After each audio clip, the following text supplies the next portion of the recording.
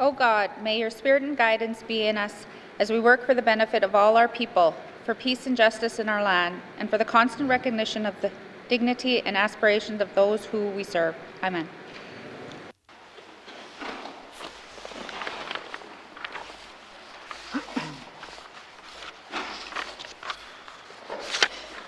Minister statements. Minister statements. Minister responsible for Health and Social Services. Good afternoon, Mr. Speaker. Mr. Speaker, the Government of the Northwest Territories is committed to ensuring that persons with disabilities have access to equitable levels of supported living services.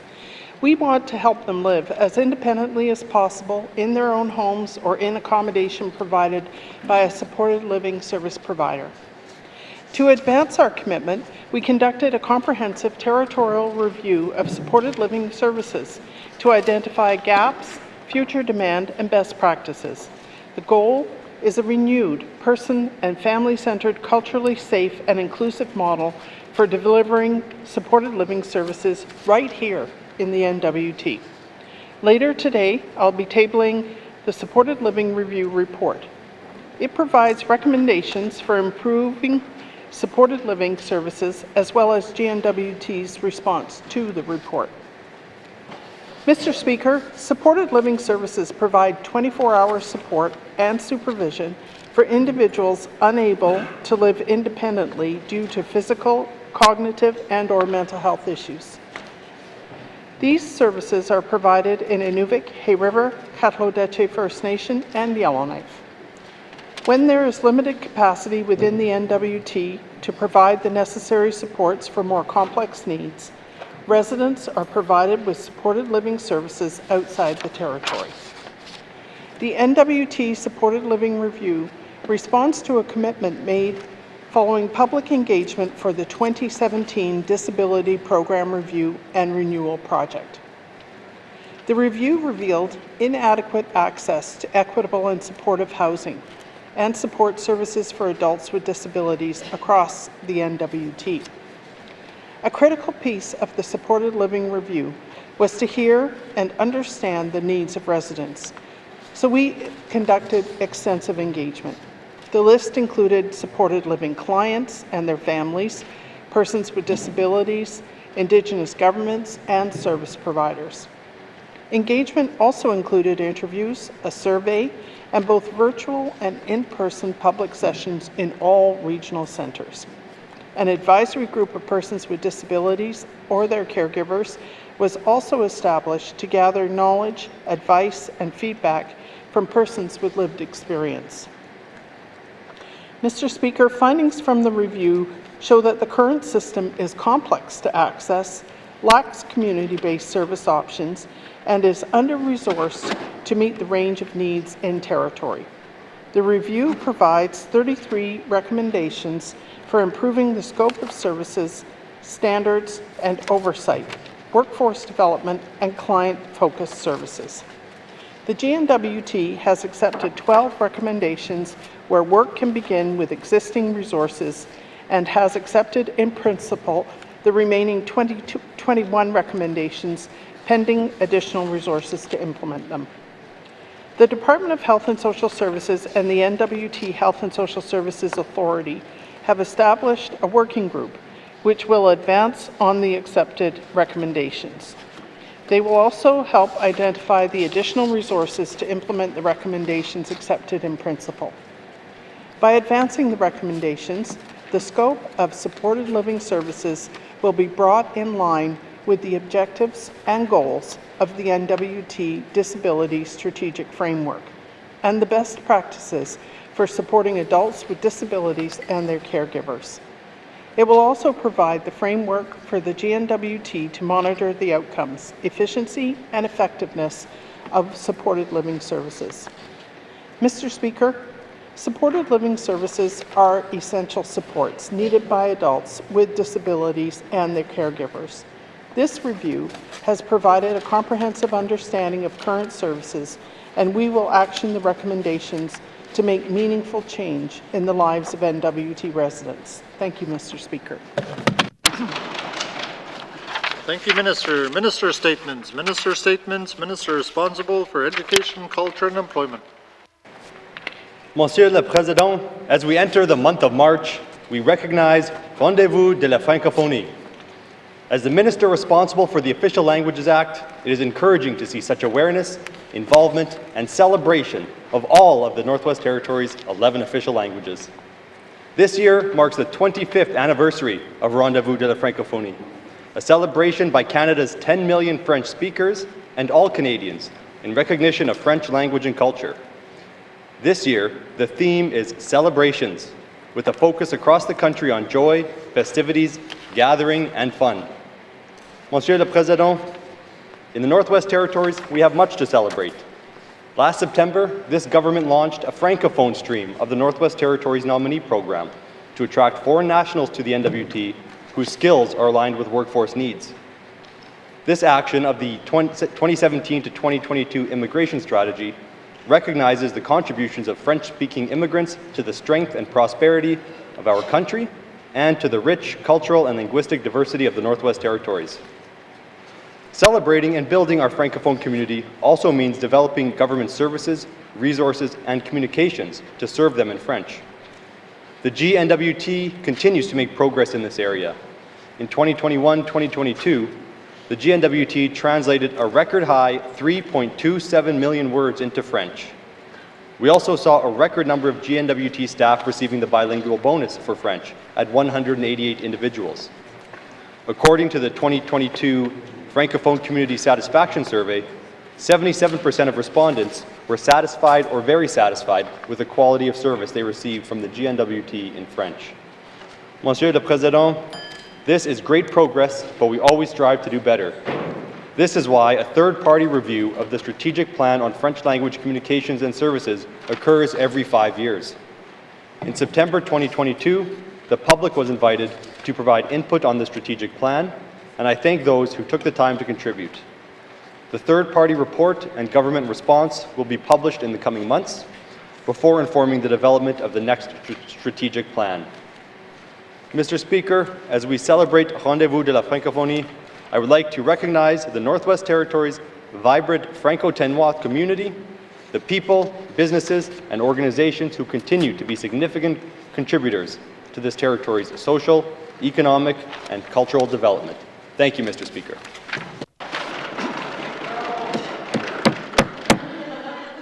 Thank you, Minister. Minister statements. Minister statements. Member statements. Member statements. Member for Thabacha. Thank you, Mr. Speaker. Mr. Speaker, for my statement today, I'm going to join my colleagues in talking about the various aspects of energy in the N.W.T. First, I want to mention an issue that has been brought up by several members throughout this Assembly, including myself, and that issue is about the Board of Directors at the NTPC Power Corp. Mr. Speaker, in May of 2016, the Minister at the time for NTPC had decided to dissolve NTPC's Board of Directors and replace the 6-person board with deputy ministers from various N.W.T. departments. The rationale for that decision was to cut costs at NTPC and save $1 million per year. Well, it's now been 7 years since that decision was made, and NTPC still has a board of directors consisting solely of deputy ministers, and it's unclear when an actual board of ordinary N.W.T. residents will be restored. Mr. Speaker, it is extremely important to the board of directors for any corporation to be made up of a variety of individuals with unique backgrounds and skills that are relevant to the company they serve. It's also important for the board to be impartial and independent-minded, which is not the case with the current board of deputy ministers at NTPC. I strongly hope to see a new board of directors appointed as soon as possible, and I hope when that finally happens, they'll work together and will support the new president of NTPC. Moreover, Mr. Speaker, I also want to reiterate my steadfast support for the expansion of the Tolson Hydro Dam. This project has been a mandate item for the 19th Assembly, and I'm sure the work on that project will carry over into the 20th Assembly as well. The expansion of the Tolson will be instrumental for the Government of the Northwest Territories to achieve our emission targets within our 2030 energy strategy. I know there are some in this House who oppose this project, but I consider it an essential piece of infrastructure that will benefit the people of the N.W.T for the long term. Overall, Mr. Speaker, I hope to see our government move forward very soon with removing the current NTPC Board of Directors and replacing them with a group of people that are more representative of the diverse peoples of the N.W.T. I remain optimistic that the future members of the board will provide good direction and fresh ideas for NTPC to consider in the years ahead. And I'm sure the new NTPC president will also welcome a new board of directors as he leads the Power Corp towards achieving all the energy-related mandate items that we created in this assembly. I will have questions for the minister responsible for NTPC Power Corp later today. Thank you, Mr. Speaker. Thank you, Member for Thabacha. Member statements. Member for Haver South. Thank you, Mr. Speaker. Mr. Speaker, I'm off theme today. So, Mr. Speaker, the North American Indigenous Games will take place in and around Halifax from July 15th to 23rd this summer with a multitude of sports. Mr. Speaker, many Indigenous athletes and volunteers from the Northwest Territories have been looking forward to taking part in this event, and for some, they now find their dreams may be dashed due to a requirement to show proof of vaccination. It's the role of the 2023 North American Indigenous Games Host Society Board and staff to ensure the Games follow all policies and requirements established by the North American Indigenous Games Council, including the vaccine requirement which they have made mandatory for participation in this event. Mr. Speaker, some of our northern athletes and volunteers are questioning why it is that these games are open only to those that can show proof of vaccination, while the province of Nova Scotia, where the Games will take place, states that, and I quote, proof of full vaccination is no longer required to participate in discretionary, non-essential events and activities that gather people together, like going to restaurants, movies, sport events, theatre performances, social events, and the gym, end of quote. Mr. Speaker, I find it hard to believe that I'm still speaking about COVID vaccination requirements, considering gathering restrictions have been lifted throughout most of Canada and the United States. I would expect that the decision to include and implement such a policy would be based on science and would align with current public health guidelines and advice throughout Canada and the United States. We have seen many sporting events, such as the 2023 World Junior Hockey Championship, the 2023 Arctic Winter Games, the Canada Winter Games, and the Ontario Hockey Federation removed the restrictive COVID-19 proof of vaccination requirements for participants. Mr. Speaker, these individuals are aware that organizations such as North American Indigenous Games have the choice to implement their own vaccination policies. However, just as we had science to prove vaccinations worked and most complied, we have science saying it's not a reasonable requirement anymore, and it may even be subject to a charter challenge. It is important we continue to embrace that science and move towards a collective approach in lifting vaccine requirements for events such as the North American Indigenous Games. Mr. Speaker, I seek unanimous consent to conclude my statement. Thank you, Member for Haver North. The member seeking unanimous consent to conclude a statement. Are there any nays? There are no nays. You may conclude your statement. Thank you, Mr. Speaker. Mr. Speaker, not doing so will take away not only the dreams of our Indigenous youth, but opportunities for each to rise as ambassadors, role models, professional athletes, and find success in future endeavors, all due to participating in the sports. Thank you, Mr. Speaker. Thank you, Member for Haver North. Member statements. South, sorry. Member statements. Member for Yellowknife North. Thank you, Mr. Speaker. All of us in this House swore allegiance to the King of England, and some of us begrudgingly. But, Mr. Speaker, there is one monarch we can all support, and that is the Snow King, Mr. Speaker. And I am happy to report, Mr. Speaker, that the Snow Castle is officially open today, and thanks to the support of some generous MLAs, it is free for all members to attend today. 28 years they've been building the Snow Castle, Mr. Speaker. I encourage everyone to get down there and enjoy it. There's a great lineup of shows and events, lots of good concerts and fun for the whole family. So everyone check out the Snow Castle and support the monarchy, Mr. Speaker. 28 years is a long time, Mr. Speaker, but it's not as long as another anniversary this year, which is 75 years ago we built the Snare Hydro system, Mr. Speaker, and I'm going to have some questions for the Minister of Infrastructure on what we're doing as that crucial asset comes to its end of life. Thank you, Mr. Speaker. Thank you, member for Yellowknife North. Member statements. Member statements. Member for N.W.T. Lakes. Thank you, Mr. Speaker. Mr. Speaker, the relationship between the Northwest Territories Power Corporation and the Government of the Northwest Territories is complex. However, it should not be. But we have made it complex by bringing the work of NTPC into the N.W.T. The NTPC board should be an independent decision-making body that should be informed by experts who have knowledge of our region. Instead, it's being run by government deputy ministers and cabinet. We currently have 6 deputy ministers sitting on the board navigating this work off the side of their desks. Mr. Speaker, the intent of an arm's-length decision-making body is that it removes the political influence from major projects and operations. It allows for informed decisions that support residents, creates non-political understanding of the capacity of our regions, and seeks partnership that will create positive change to energy security efforts. However, that is not how we currently operate, Mr. Speaker. NTPC is facing an aging energy infrastructure and mounting operational debts. How can we tell our residents that NTPC's strategic decisions are being made with the best interest when Northerners continue to pay increased power rates? As the cost of maintaining and upgrading the energy infrastructure is so expensive, the current governance model does not allow for innovation or independence from government. Mr. Speaker, I will have questions for the Minister responsible for the Northwest Territories Power Corporation. Thank you. Thank you, member for N.W.T. Lakes. Member statements. Member statements. Member for Tunaday-Welleday. Thank you, Mr. Speaker. I rise today to address a pressing issue that concerns us all. Our government has recently attempted to raise the power rates to an unacceptable high level, placing an undue burden on our hard-working families and businesses. However, I am pleased to inform you that this proposal has been stopped in its tracks by the Public Utilities Board. Mr. Speaker, before the Minister cries foul that it was the Power Corporation that pushed for this rate increase, is as arm's length from the Crown Corporation.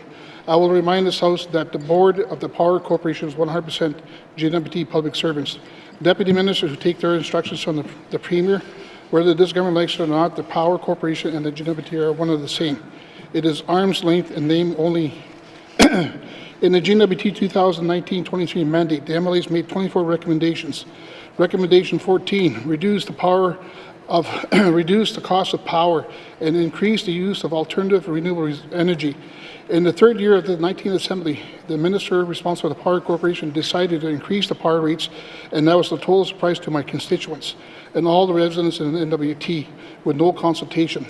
Let me be clear, the government proposal to increase power rates was unacceptable.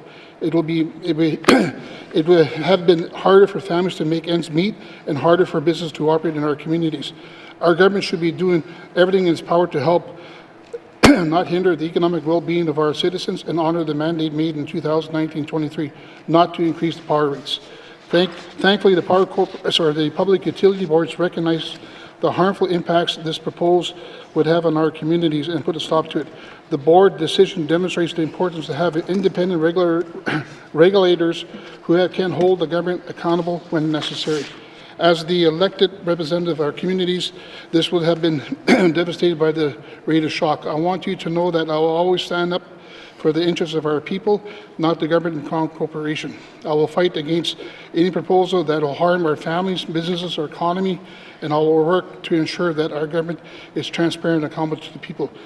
Mr. Speaker, instead of raising the cost of power, proposed at a whooping 20% over 2 years, the South Slate consumers, including my riding of Tunaday-Welleday riding, the government of Northwest Territory, the government should focus their efforts on alternative renewable energy and to lower the cost of power. The high cost of power is impeding the N.W.T. economic development, driving skilled workers out of the territory, shutting small businesses who cannot afford the government energy policy. Mr. Speaker, I seek unanimous consent to conclude my statement. Thank you, member for Tunaday-Welleday. The member seeking unanimous consent to conclude his statement. Are there any nays? There are no nays. You may conclude your statement. Thank you, Mr. Speaker. I want to thank the Public Utilities Board for their decision, and I want to thank the citizens of the Northwest Territories for their ongoing commitment to building a strong, resilient, and prosperous community. Together, we can overcome any challenges that build a brighter future for us all. I would have questions for the Minister for NCPC at the appropriate time. Thank you, Mr. Speaker. Thank you, member for Tunade-Welday. Member statements. Member statements. Member for N.W.T. Thank you, Mr. Speaker. I've made it clear in this House I oppose the use of the Power Corporation using power limiter devices during the cold winter months in my riding. Life in the Arctic coast is harsh, expensive, lack of heat can be life-threatening. People who have the power limiters don't know when the power will be turned off and back on. It makes it impossible for them to heat their homes properly, feed and care for their families. Under the NTPC terms of agreement, it states respect to the corporation's responsibility that continuous supply. The corporation cannot guarantee uninterrupted service. Mr. Speaker, the high Arctic communities where I heat the power is essential. Survival, it's not acceptable. We need to be able to do better. Mr. Speaker, I have also spoken in this House many times about the state of housing in N.W.T and living in public housing units and matchbox houses, paper-thin walls, snow blowing through cracks in windows, the walls and the doors. Floors are freezing. People are having to put blankets on the floors to walk around and lock their doors and windows with blankets to keep the wind out.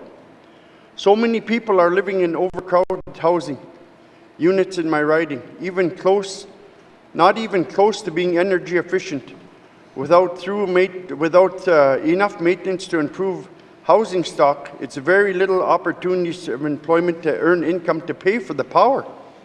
We have to struggle with power limiters and paying our power bills. The government needs to extend to the high Arctic residents to get rid of the power limiters in winter months in the N.W.T riding.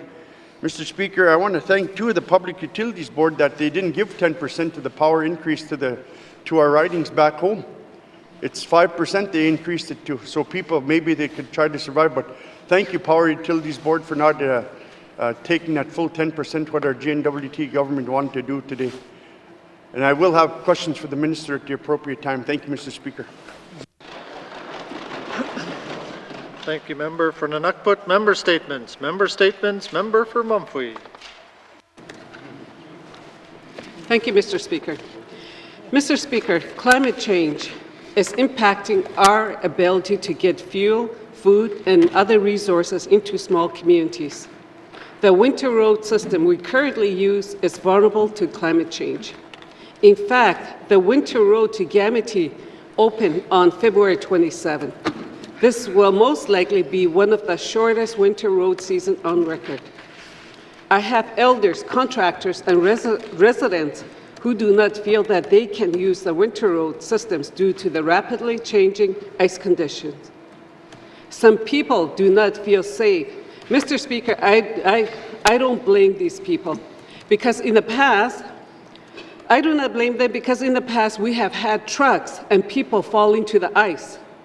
This is a major problem, Mr. Speaker. Our people in small communities risk being further isolated. This isolation will definitely drive the cost of living, definitely drive the cost of living up even higher.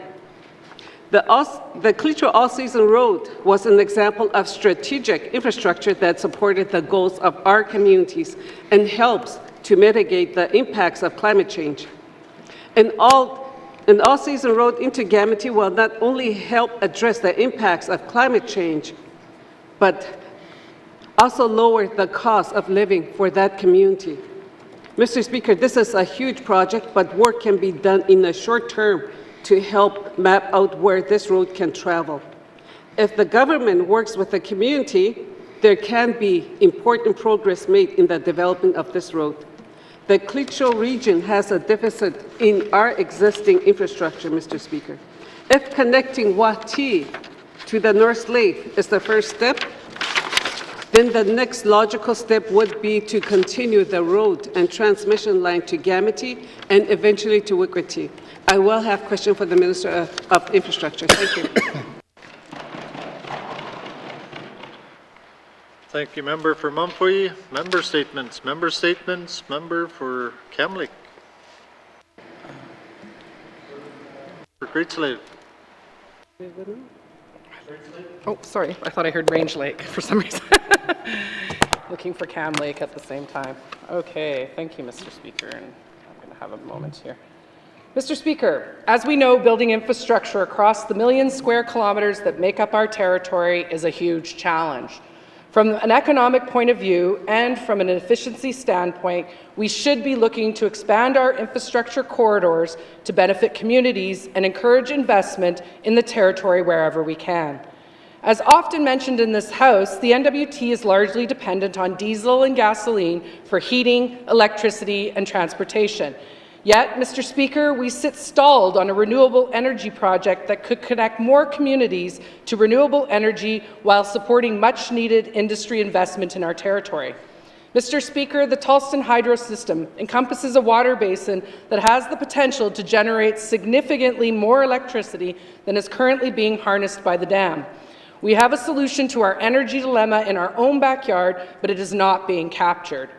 We know, Mr. Speaker, that Osisko Metals, with their Pine Point mine, is already on the Tolston grid, just waiting to purchase additional power if it was made available. And, Mr. Speaker, Osisko Metals would be happy to buy even more power if it was available too. We know that the Snare Hydro system that powers Yellowknife is old. It operates close to capacity and is sensitive to water flow rates, which can lead to shortfalls in supply, leading to the use of fossil fuel generators to make up the difference. Mr. Speaker, there is a need to connect these two hydro transmission lines. The Tolston Hydro Expansion Project must move forward, connecting the hydro grids in the N.W.T and all the communities along the way. This includes the line to N.W.T. Mr. Speaker, as I said, it is challenging and expensive to build infrastructure across our territory. Therefore, we must plan the most efficient linear systems that we can. The expansion of hydro and fiber optic lines should follow our highway systems. Not only would it be easier to construct the systems themselves without disturbing new areas, but would allow for cheaper development along the roadways to serve the people and communities they connect. Connecting people, communities, and businesses to renewable energy is a win-win for our territory, Mr. Speaker, and I strongly support the expansion of the Tolston Hydro system. Thank you.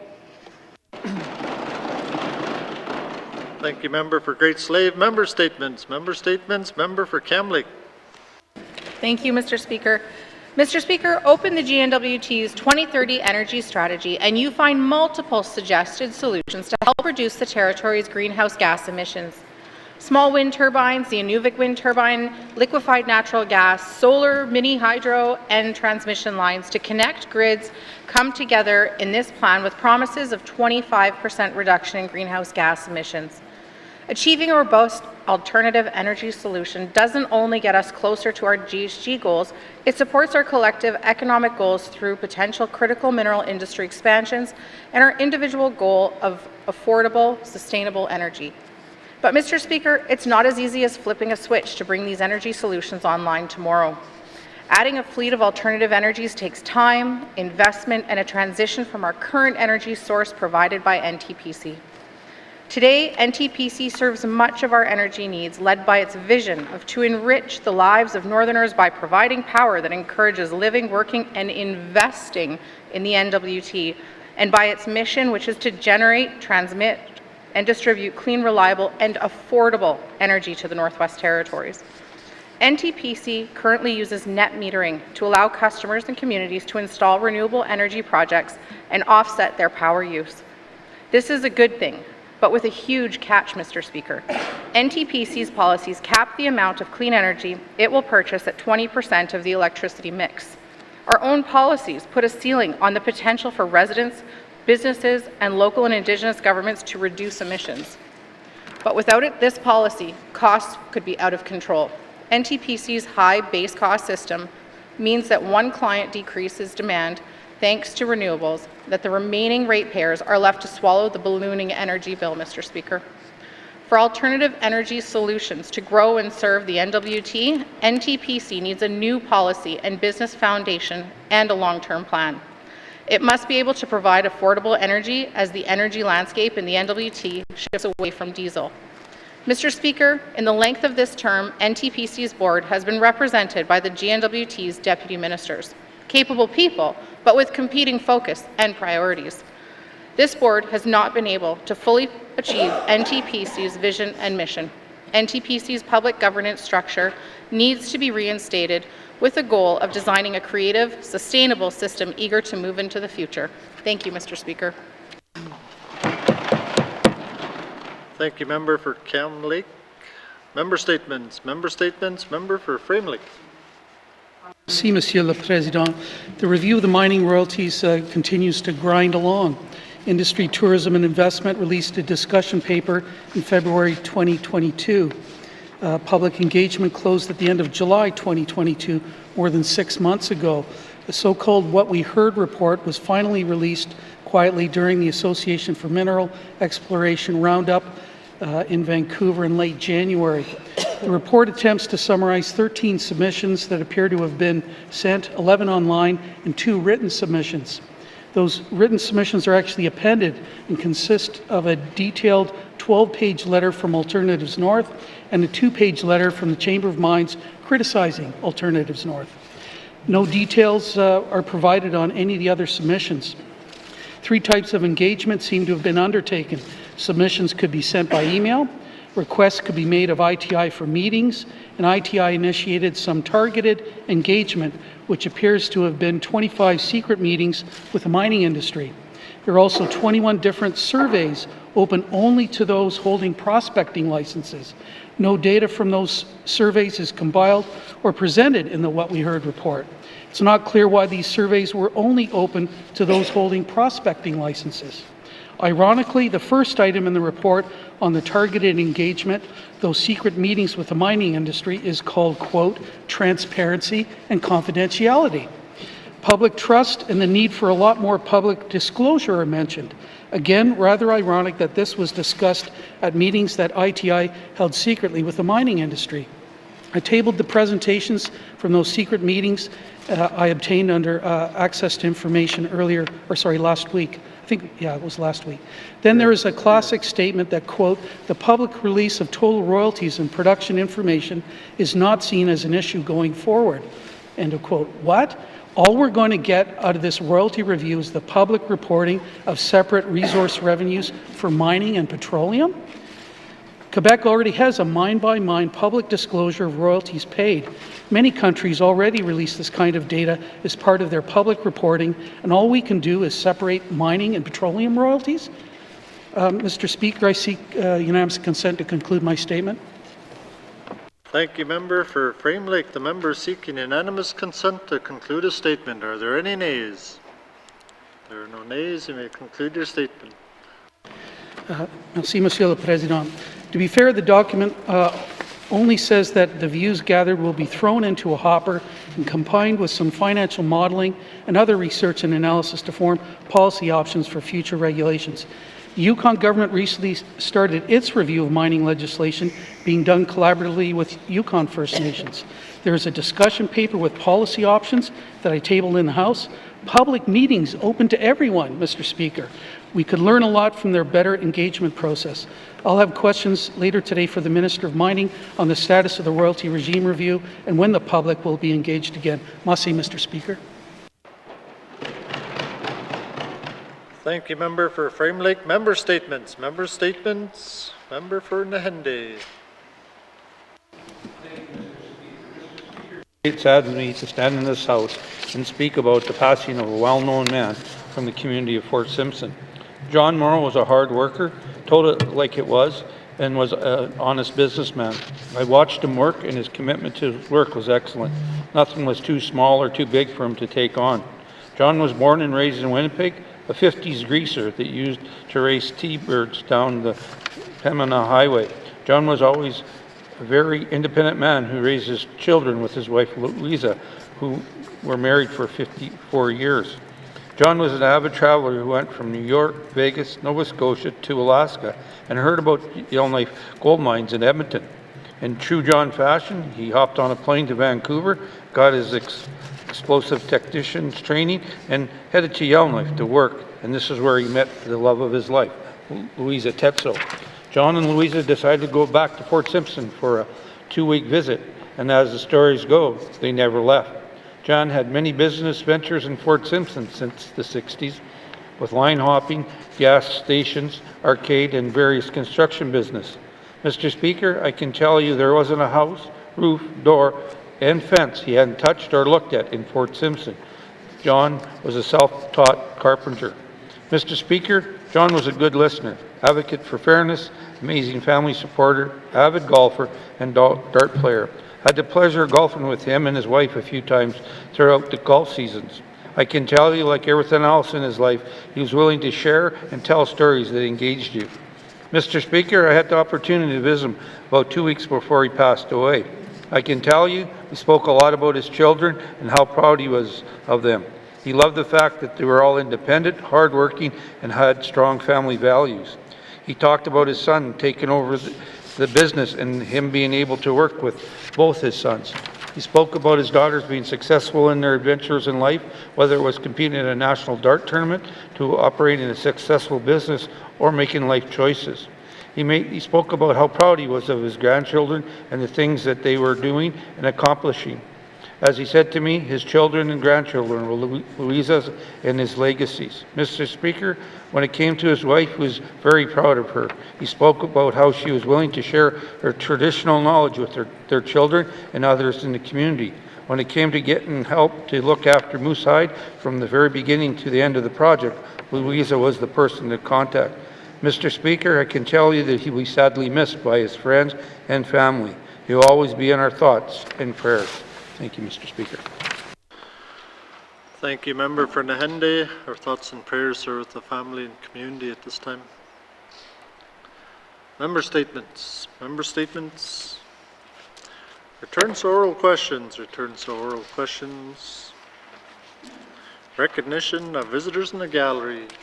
Colleagues, I am pleased to recognize a group of legislative interns visiting us from Ontario. They are here this week to learn more about our consensus form of government. With us today is N.W.T, Esma Bushtash, hopefully I got that right, Kirsa Singh, Leah Wilson, Lucas Fisher, Sharon Lee, Sky Shi, Sophie Williams, Tia Yuming, and administrative team member Michael Vidoni. Please join me in welcoming them to our proceedings, and I hope you enjoy your week here at our beautiful legislature. Thank you.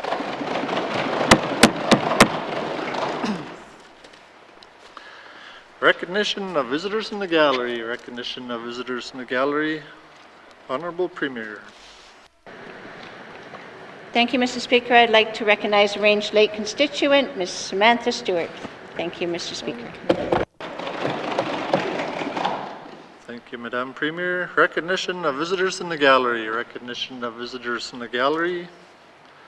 Acknowledgements. Acknowledgements. Oral questions. Oral questions. Member for N.W.T. Thank you, Mr. Speaker. Mr. Speaker, today I was going off of power limiters and, state of housing in my riding in N.W.T. Today, Mr. Speaker, it's minus 39 in Sax Harbor, 30 in Polituck, minus 42 in Ulakuktuk, and minus 41 in Tuktoyaktuk. Mr. Speaker, what work is the NTPC undertaking to address issues of power limiters, especially to the residents in the high Arctic? What has the Minister done? Thank you, Mr. Speaker. Thank you, Member for N.W.T. Minister responsible for the Northwest Territories Power Corporation.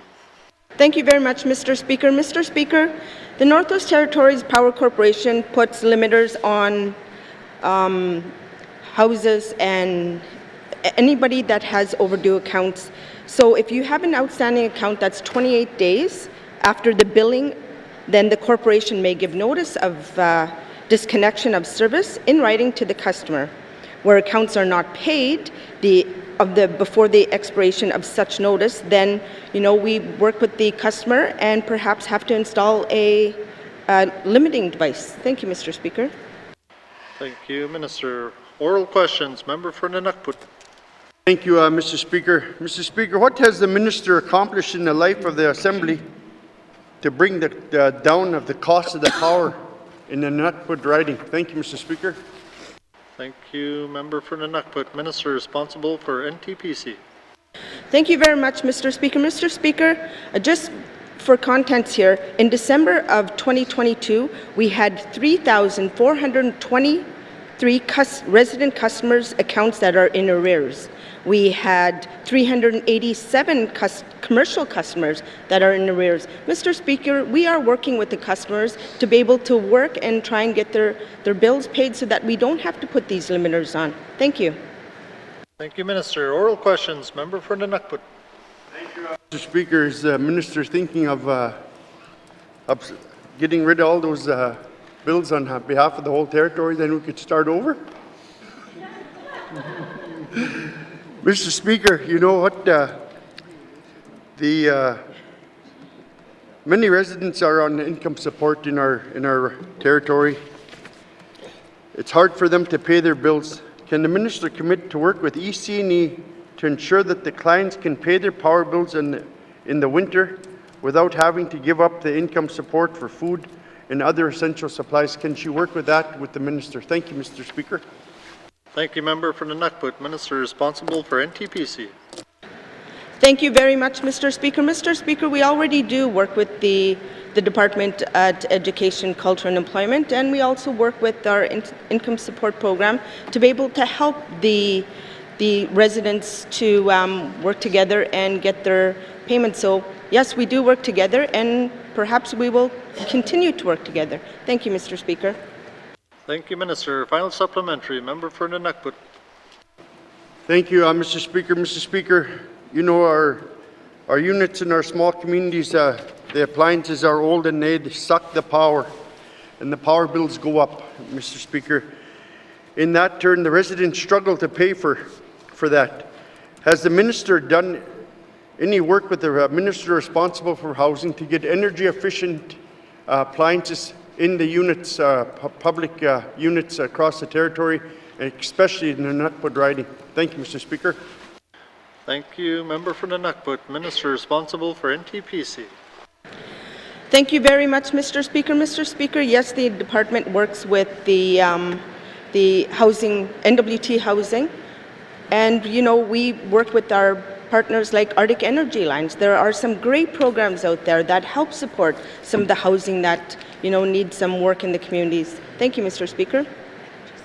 Minister, oral questions. Oral questions. Member for N.W.T. Lakes. Thank you, Mr. Speaker. Mr. Speaker, as I mentioned, my questions are for the Minister responsible for the N.W.T. Power Corp. I'd like to ask the Minister how the work of NTPC is considering the operating realities in my region. We continue to focus on the Tolleson Hydro expansion, but in the Beaufort Delta, what are we doing to build energy security and lower cost of power? And please, Mr. Speaker, I don't want to hear about the wind project. And I don't want to hear about how it's saving us $3 to $4 million in offset to the diesel costs in our, because we already know that project is doubling costs and is far from complete, and we're going to be making that up for years. So what other strategic plans are in place? Thank you. Thank you, Member for N.W.T. Lakes. Minister responsible for Northwest Territories Power Corporation. Thank you very much, Mr. Speaker. Mr. Speaker, I know the member doesn't want me to bring up the wind project, so I won't.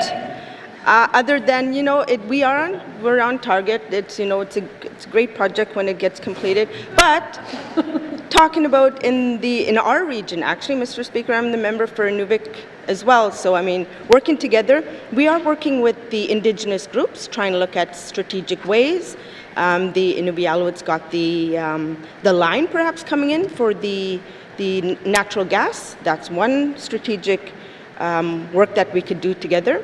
The N.W.T. band has some great opportunities for other sources of renewable in energy. So we are working together in the region. Perhaps we don't have access to a hydro system that is elsewhere in the territories, but I just want the member to know that we are having discussions. Thank you, Mr. Speaker. Thank you, Minister. Oral questions. Member for Inuvik-Twin Lakes. Thank you, Mr. Speaker. Mr. Speaker, with our governance board in place right now, I'm just wondering, like, I hear the member or the minister with the answers that we got, but what other, like what I'm asking is, what is it? We are the Beaufort Delta, we are the highest cost of power. We use the most diesel up there to run. We don't have trees in half the region of the Beaufort Delta. Our barges don't make it in because of, you know, weather and different things, so we can't get supplies up there, so then we're flying stuff in. But all this stuff is going to get passed down, but we have a board that's supposed to be making these strategic decisions. So what strategic decisions is this board made for my region that's going to make a big difference? Thank you. Thank you, Member for Inuvik-Twin Lakes. Minister responsible for Northwest Territories Power Corporation. Thank you very much, Mr. Speaker. Mr. Speaker, the Northwest Territories Corporation, yes, we do have a board of directors, and I'm sure I'll have further questions based on all the minister's statements that was said today. So, I mean, I'm quite prepared to speak on that. In terms of dealing directly with the members in the riding, that you know, we can have further discussions, and just to see if perhaps there are recommendations that the member may have, and have a discussion to see how we can collaborate and get some projects going. Thank you, Mr. Speaker. Thank you, Minister. Oral questions. Member for Inuvik-Twin Lakes. Thank you, Mr. Speaker. I'd go on about net metering and I'd go on about the board, but I know my colleagues are going to ask those questions, so I'm just going to continue down this path. So has this minister secured increased funding, or is there even talks of increased funding to cover these overruns that the wind project is going to cost? Because we've already heard what they were at, about 60 to 70 million of a 40 million project. So are these costs going to be passed off to residents of the Northwest Territories on their power bills? Thank you, Mr. Speaker. Thank you, Member for Inuvik-Twin Lakes. Minister responsible for NTPC. Thank you very much, Mr. Speaker. Mr. Speaker, so we will talk about the Inuvik Wind Project now. We talk about, we don't talk about, yes, there's cost overruns, and I want the member to know that, you know, I've been to Ottawa several times speaking with federal ministers in terms of green energy and how we can reduce our GHG emissions here in the territory. So that is further discussions we will have, and yeah, I'm sure I'll speak more about it all afternoon today. Thank you, Mr. Speaker. Thank you, Minister. Final supplementary. Member for Inuvik-Twin Lakes. Thank you, Mr. Speaker. I guess my question was, have we asked for money to pay for these overruns, and or are we passing these off to N.W.T residents? But, you know, I guess the final thing is are we going to, as a member of the 19th Legislative Assembly, am I going to be able to go to the celebration party of the opening of the wind turbine in Inuvik? Thank you, Mr. Speaker. Thank you, Member for Inuvik-Twin Lakes. Minister responsible for NTPC. I hope it's blowing there too, Mr. Speaker, because, you know, there's a lot of work that was put into this Inuvik Wind Project. You know, we're looking at, we've secured the funding from the federal government, so I mean, we've had to go back and request further funding to be able to complete this project. Right now, we have, we're hoping that this fall or to the spring of 22 to address some of the issues. So I will give the member enough notice so that she can come with me to the Inuvik Wind Project and have the opening. Thank you, Mr. Speaker. Thank you, Minister. Oral questions. Oral questions. Member for Yellowknife North. Thank you, Mr. Speaker. The Snare Hydro system is celebrating its 75th anniversary this year, which is perhaps not something to celebrate, in that that's approaching its end of its life, and replacement costs of hydro systems are in the billions of dollars, Mr. Speaker, not a number any of us are happy to see. I know the system is actually, it's something like 7 turbines at 4 different locations that have been built up over the years at different times, but I'm hoping the minister can provide me with what is the end of life for any of the current infrastructure at Snare. Thank you. Thank you, Member for Yellowknife North. Minister responsible for infrastructure, it says. Park. Thank you, Mr. Speaker. I'll just keep standing here. But it is a common practice for hydro utilities to upgrade and overhaul hydro infrastructure to ensure we have continued operations of hydro assets in a safe and reliable manner with no foreseeable end-of-life date. Northwest Territories Power Corporation will continue to manage its assets, complete maintenance and overhauls to hydro infrastructure so we can extend the life of the hydro assets. Thank you, Mr. Speaker. Thank you, Minister. Oral questions, member for Yellowknife North. Thank you, Mr. Speaker. You know, I guess I'm happy to see that there is no current end of life, but I'm not sure that's exactly how dams work. I think at some point they just eventually need to be replaced. I note that we are doing a complete overhaul on the Tulston system, which is going to be shut down, and the result of that will be some more efficient turbines to get some more power out of that. Are there any overhauls planned on the Snare hydro system? Thank you, Mr. Speaker. Thank you, member for Yellowknife North. Minister responsible for NTPC. Thank you very much, Mr. Speaker. Mr. Speaker, I'm going to correct the member to say that we have 6 hydro turbines that are ranging in size from 8 megawatts to 500 kilowatts.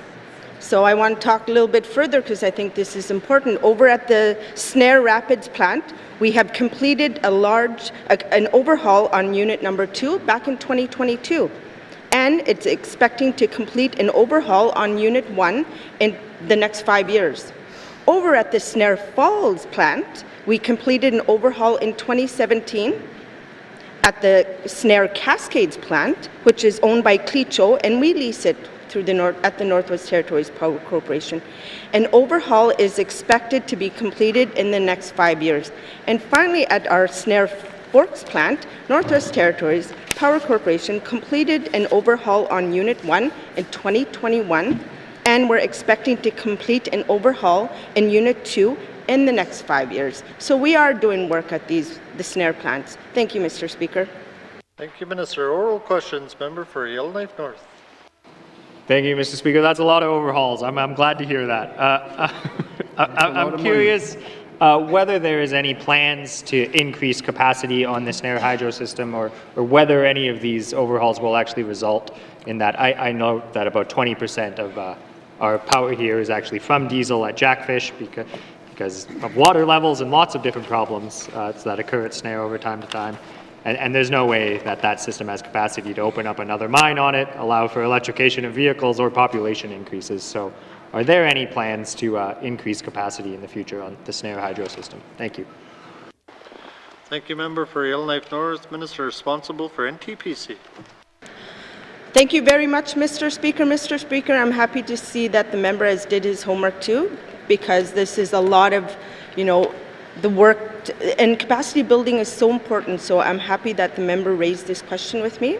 There is no plan to increase at the Snare system. However, the Department of Infrastructure, which I wear my other hat on as well, is looking into updating the hydraulic, I can't even say it, hydrology work right across the Northwest Territories, including the North Slave region. Thank you, Mr. Speaker. Thank you, Minister. Oral questions, member for Thabacha. Thank you, Mr. Speaker. Mr. Speaker, we all know in this House that the current makeup of NTPC's Board of Directors consists solely of deputy ministers from our government. And it has remained that way for 7 years. Does the minister have any timeline for when a new group of Board of Directors will be appointed at NTPC? Thank you, Mr. Speaker. Thank you, member for Thabacha. Sounds like a theme day here. Minister responsible for NTPC. Thank you, Mr. Speaker. I'm starting to, there's definitely a theme happening here, right? Anyways, I wanted so the Northwest Territories Power Corporation Governance Review, it continues, Mr. Speaker. Recommendations from that review will inform some of the decisions and on the next steps in this regard. So we expect this work to be completed within the life of this Assembly. So I think that's very good news, Mr. Speaker. The member had talked about this being a 7-year process, and we are getting to this. So I'd like to reassure that we are working on this. Thank you, Mr. Speaker. Thank you, Minister. Oral questions. Member for Thabacha. Mr. Speaker, I know this current NTPC minister was not the minister when the decision was made to appoint deputy minister to the Board of Directors. However, can the minister tell us if Cabinet or NTPC has anticipated that it would be 7 years and counting for the NTPC Board of Directors to be solely deputy ministers? Thank you, Mr. Speaker. Thank you, Member for Thabacha. Minister responsible for NTPC. Thank you, Mr. Speaker. Mr. Speaker, I can only speak to what has been done since I became the minister responsible for the Northwest Territories Power Corporation. And I want the members to know that I support the undertaking of this governance review, which will be able to determine the decision in this matter. Thank you, Mr. Speaker. Thank you, Minister. Oral questions. Member for Thabacha. Mr. Speaker, it was stated in 2016 by the NTPC Minister of the day that appointing deputy ministers to the Board of Directors was a cost-saving measure that would save $1 million per year. Can the minister confirm if that turned out to be true and provide some dollar figures for how much money this decision has saved NTPC over the last 7 years? Thank you, Mr. Speaker. Thank you, Member for Thabacha. Minister responsible for NTPC. Thank you very much, Mr. Speaker. The Northwest Territories Power Corporation did benefit from some of the cost reduction in things like public relations, donations, public association dues, professional development, retainers, utility advisors, consultant contractors. I can just go on, especially our board chair. So in the period of 2014 to 2022, the savings range from approximately $415,000 to about $500,000. Thank you, Mr. Speaker. Minister, final supplementary. Member for Thabacha. Mr. Speaker, can the minister provide the House with an update on the status of the Tolston Hydro expansion and if she expects more funding confirmed in this year's federal budget? Thank you, Mr. Speaker. Thank you, Member for Thabacha. Minister responsible for NTPC.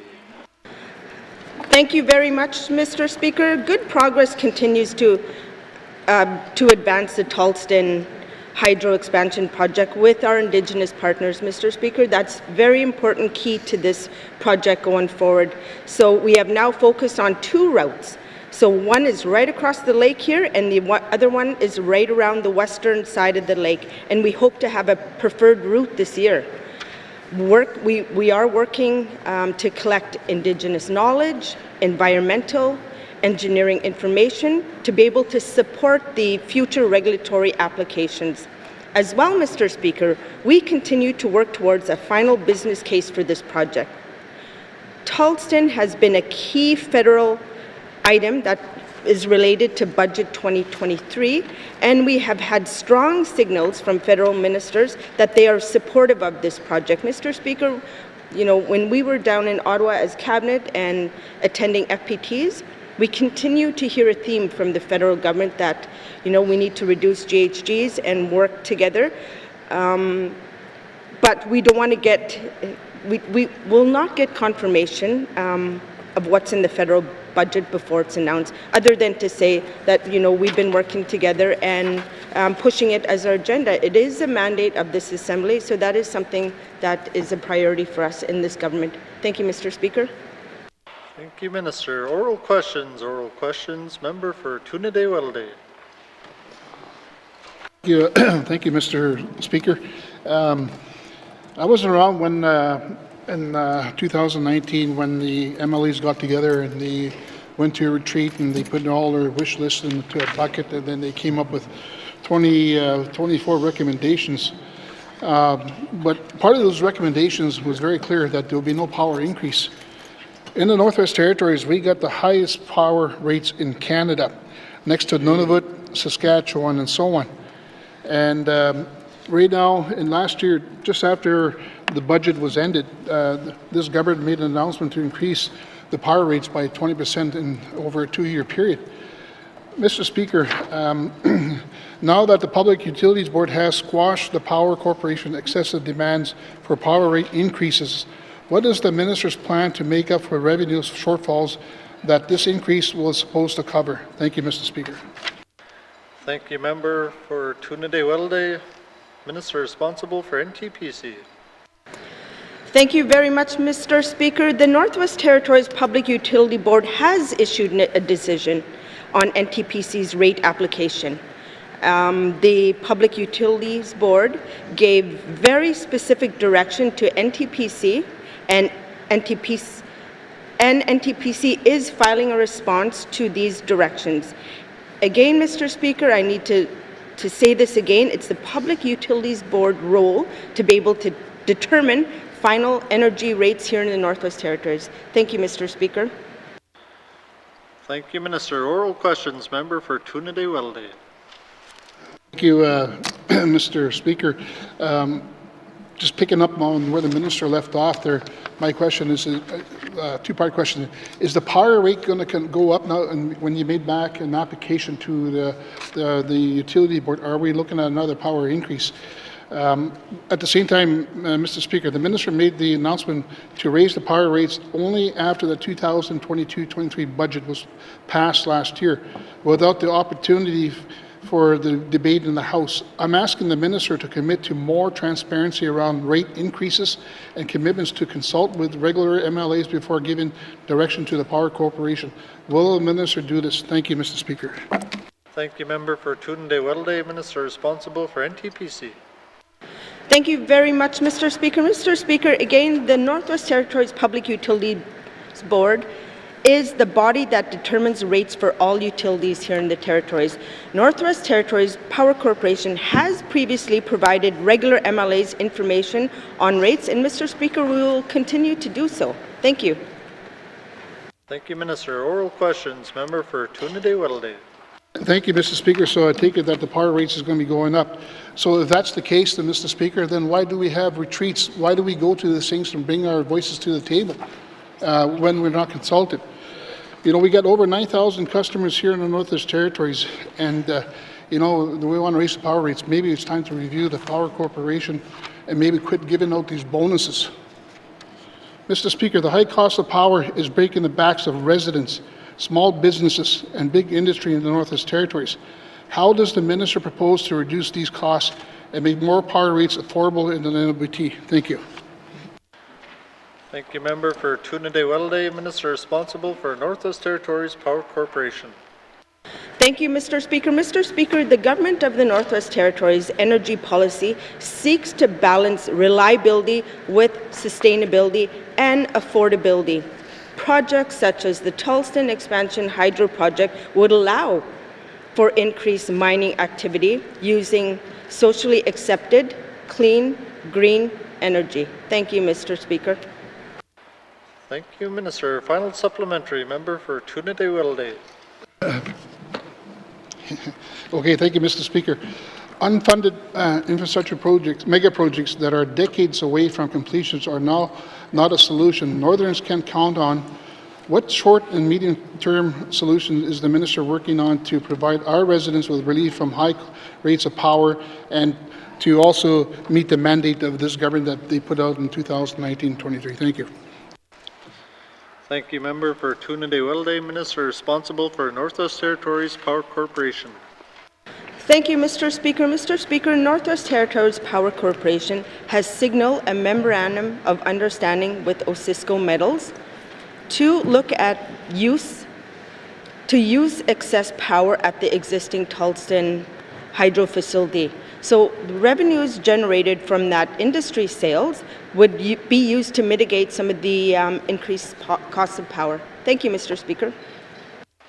Thank you, Minister. Oral questions, member for Great Slave.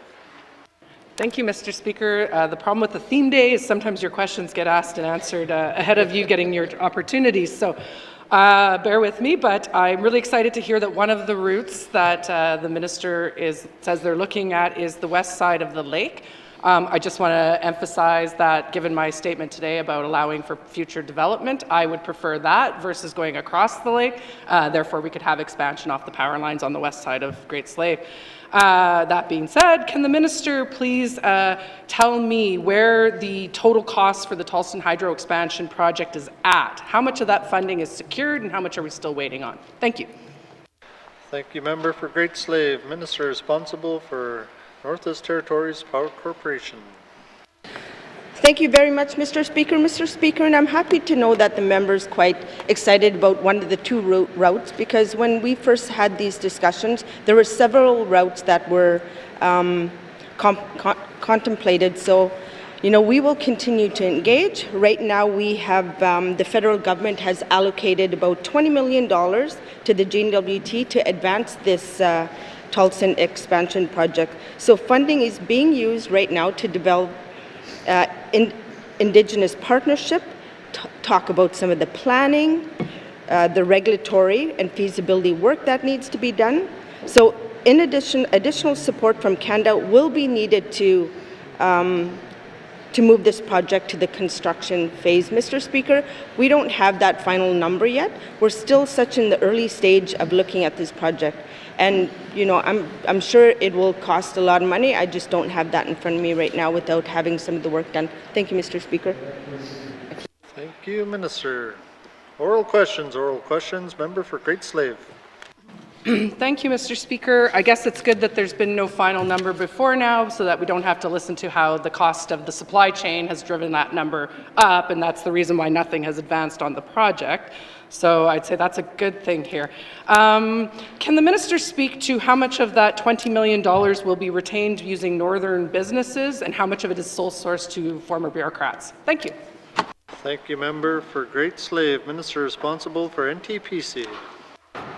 Thank you very much, Mr. Speaker. I'm always happy to hear good things that are happening on this side. So, when you hear that, that's very exciting that we're doing good things, such as working with Indigenous group, looking at an MOU, starting all this planning work. Until we know the exact costs of what's the project going forward, I don't have that number in front of me, Mr. Speaker. That's very technical, and I won't be able to answer that. Thank you, Mr. Speaker. Thank you, Minister. Oral questions. Member for Great Slave.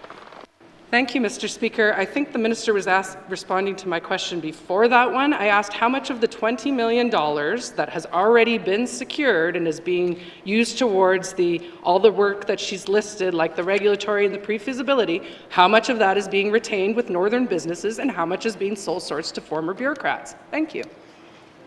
For Great Slave, Minister responsible for NTPC. Thank you, Mr. Speaker. Mr. Speaker, I really don't have that number in front of me. I'd be happy to get back to the member and respond, so I'm just going to have to take notice on the costs. I just don't have that in front of me. Thank you, Mr. Speaker. Thank you, Minister. Notice is given. Oral questions. Member for Kamloops. Thank you very much, Mr. Speaker. Mr. Speaker, today I have questions for the minister responsible for NTPC about greening. I know, it's a shocker. About greening our electricity mix without making rates less affordable than they already are. One of the N.W.T's main policy tools to green the electricity mix is net metering. But that policy isn't sustainable for ratepayers or for our 2030 energy strategy goals. A 2021 policy review found that by 2030, electricity utilities will be losing up to $2.7 million per year on net metering, and that's without going beyond the 20% cap on renewables. That policy review made 5 recommendations. I'm not aware of what, if any, the N.W.T has done in response to the review in the last 2 years. So my question for the minister is, can the minister tell this House whether she's been briefed on the findings and recommendations of the report and what the department is doing in response? Thank you. Thank you, member for Kamloops. Would the member for NTPC please stand up? Again, Mr. Speaker?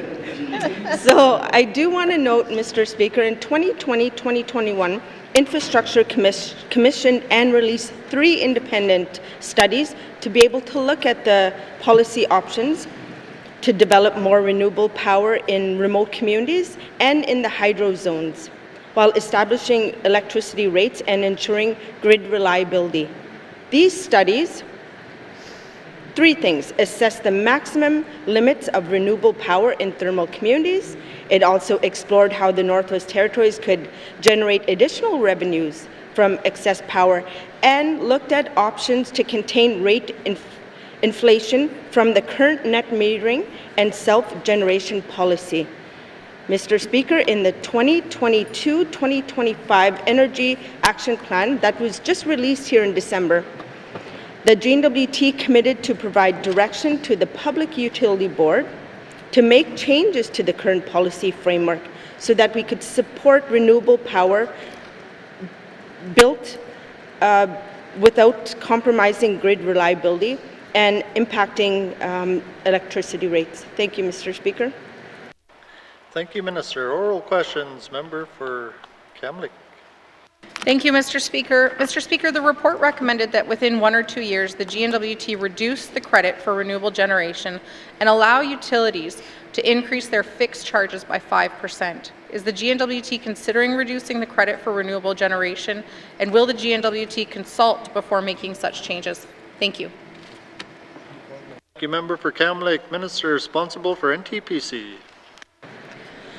Thank you, Mr. Speaker. As mentioned, we committed in the new Energy Action Plan to provide direction to the public utility boards to make changes to this current policy framework so that we can support renewable power build-out without compromising grid reliability and impacting electricity rates. I'm sorry, I repeated myself. I think that's really important to say. Regarding the credit for the renewable energy, it's important to remember that utilities operate within a very complex and regulated environment. The N.W.T cannot unilaterally decide to change rates like the one establishing the compensation received for renewable generation. It is up to the Public Utilities Board to decide, following a detailed process of investigation and public consultation. Thank you, Mr. Speaker. Thank you, Minister. Oral questions. Member for Kamloops. Yeah, thank you, Mr. Speaker. Mr. Speaker, I'm aware of Indigenous-led renewable energy projects that can't go ahead because of this 20% cap that NTPC currently has. While our energy strategy commits us to reduce emissions from diesel power generation in communities by 18 kilotons every year by 2030, we are turning down proposals for renewable projects. So can the minister commit to make changes to the policy so that NTPC will work with any business or community that bring forward green energy projects, even if they are above the 20% cap? Thank you. Thank you, Member for Kamloops. Minister responsible for NTPC. Thank you, Mr. Speaker. This is exactly why we're actively looking at this issue and why we made a commitment not only to assess it, but to provide an update direction to the Public Utility Board on this matter. Thank you, Mr. Speaker. Thank you, Minister. Final supplementary. Member for Kamloops. Mr. Speaker, I would have liked to have heard a yes, not a... I want a yes, just a passionate yes. Thank you, Mr. Speaker. My last question for the minister is, can the minister clearly confirm whether our 18 kiloton reduction goal is attainable with only 20% renewables in diesel communities? Thank you. Thank you, Member. Order. Member for Kamloops. Thank you, Member for Kamloops. Minister responsible for NTPC. Thank you, Mr. Speaker. Mr. Speaker, achieving the 18 kiloton, big difference here, kiloton reduction in the electricity sector is still possible. This will be achieved by a combination of things like the Inuvik Wind Project, the LNG projects, Fort Providence Transmission Line, as well as assuming some of the 20% intermittent generation limit. Thank you, Mr. Speaker. Thank you, Minister. Oral questions. Member for Framley. Merci, Monsieur le Président. My questions are for a different minister, Minister of Industry, Tourism and Investment. There are only 2 written submissions to the 5-month-long public and targeted engagement on mining royalties, and 11 other online submissions. Can the minister tell us more about these online submissions and provide a list of who made them? Merci, Mr. Speaker. Thank you, Member for Frame Lake, Minister responsible for Industry, Tourism and Investment. Thank you, Mr. Speaker. Mr. Speaker, I'm glad the member got my name right. It was the Minister of Mines earlier, and that, of course, doesn't exist. There is the Minister for Industry, Tourism and Investment, sometimes known as Minister for the Economy, for which I'm responsible for the mineral resources sector and all of the work to get the Mineral Resources Act implemented and the Mineral Resources Regulations ready to go. And in the process of doing that, one part of that is the royalties, and for that purpose, Mr. Speaker, there was a 5-month-long process, as the members made the point of helping me out and explaining. I am grateful for that. It was an extensively long engagement process. That's the formal engagement. There's actually been, since 2017, when this process began, lots of engagement around mineral resources, mineral resource industry, Mineral Resources Act, the Mineral Resources Regulations, and all of the different parts that go into it. With respect to this one particular part, unless we, as a N.W.T, tell someone that's bringing their opinions to us that we're going to turn around and publish them, it would be fully inappropriate for me to now stand up and read out names of the submissions. The What We Heard report is a standard process that all departments go through. Once there's been a formal engagement, putting the information out of what we heard, the point is to summarize it so that individual people who are making submissions don't have to be putting their names forward. So I'm certainly glad to commend that report to the House and hope folks out in the public will read it and be reviewing it and can consider whether or not it reflects their views. We're still open to receiving information. I'm always open to receiving information, because the decisions haven't been made yet. Thank you, Mr. Speaker. Thank you, Minister. Oral questions. Member for Frame Lake. Merci, Monsieur le Président. I want to thank the Minister for her statement there. There was also 21 different surveys open only to those holding prospecting licenses. No data from these surveys is compiled or presented in the What We Heard report. If these surveys had been open to others, there could have been some useful data generated on, possible divergence of views. Can the minister explain why these 21 surveys were only open to prospecting license holders and indicate whether any actual data will be publicly presented? Merci, Mr. Speaker. Never. Thank you, Member for Frame Lake, Minister responsible for ITI. Thank you, Mr. Speaker. Mr. Speaker, these were specifically intended to gather information from prospector licensing holders because, of course, they're asking questions along the lines of, do you agree with adopting the PDAC, Exploration Assessment Digital Data Forms EADDF, for work assessment reports for data submission in digital format, including PDF reports or other acceptable files, metadata, spatial map locations, geophysics data submissions, including raw field data? Mr. Speaker, the average member of the public does not want to be answering that question. It would not be appropriate. It was targeted to the folks who understand this, who work in this, and who can provide us that valuable feedback. And as with all other things, Mr. Speaker, we are gathering it, and it does go into What We Heard reports in due course. Thank you, Mr. Speaker. Thank you, Minister.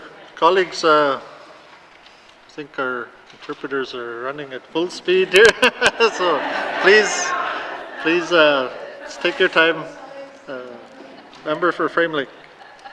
Merci, Monsieur le Président. I want to thank the Minister for the response. I actually tabled that information earlier this week in the stuff that I obtained under access to information, but people shouldn't have to buy a prospecting license to be able to participate in targeted engagement. Ironically, the first item in the What We Heard report from those secret meetings, from the targeted engagement, the secret meetings with the mining industry, is called transparency and confidentiality. It appears that all ITI is going to do in terms of transparency is to separate resource revenues for mining and petroleum. Quebec and many companies already report this information mine by mine. Can the minister tell us exactly what is going to be in the royalty regulations regarding public disclosure of mining royalties? Merci, Mr. Speaker. Thank you, Member for Frame Lake, Minister responsible for ITI. Thank you, Mr. Speaker. Mr. Speaker, to the translators, I'm sorry. I will try to slow down. Mr. Speaker, I take issue with the continued characterization of an engagement process as secret. This has been since 2017 that we have been going out and talking about the Mineral Resource Act and its regulations before I even came in here.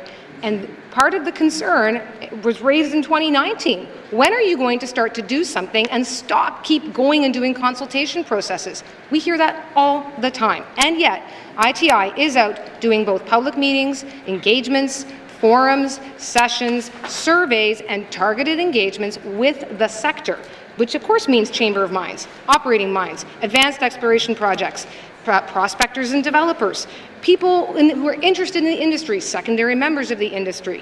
It is not inappropriate for them to be doing that. It would be wholly inappropriate for them to not be doing that.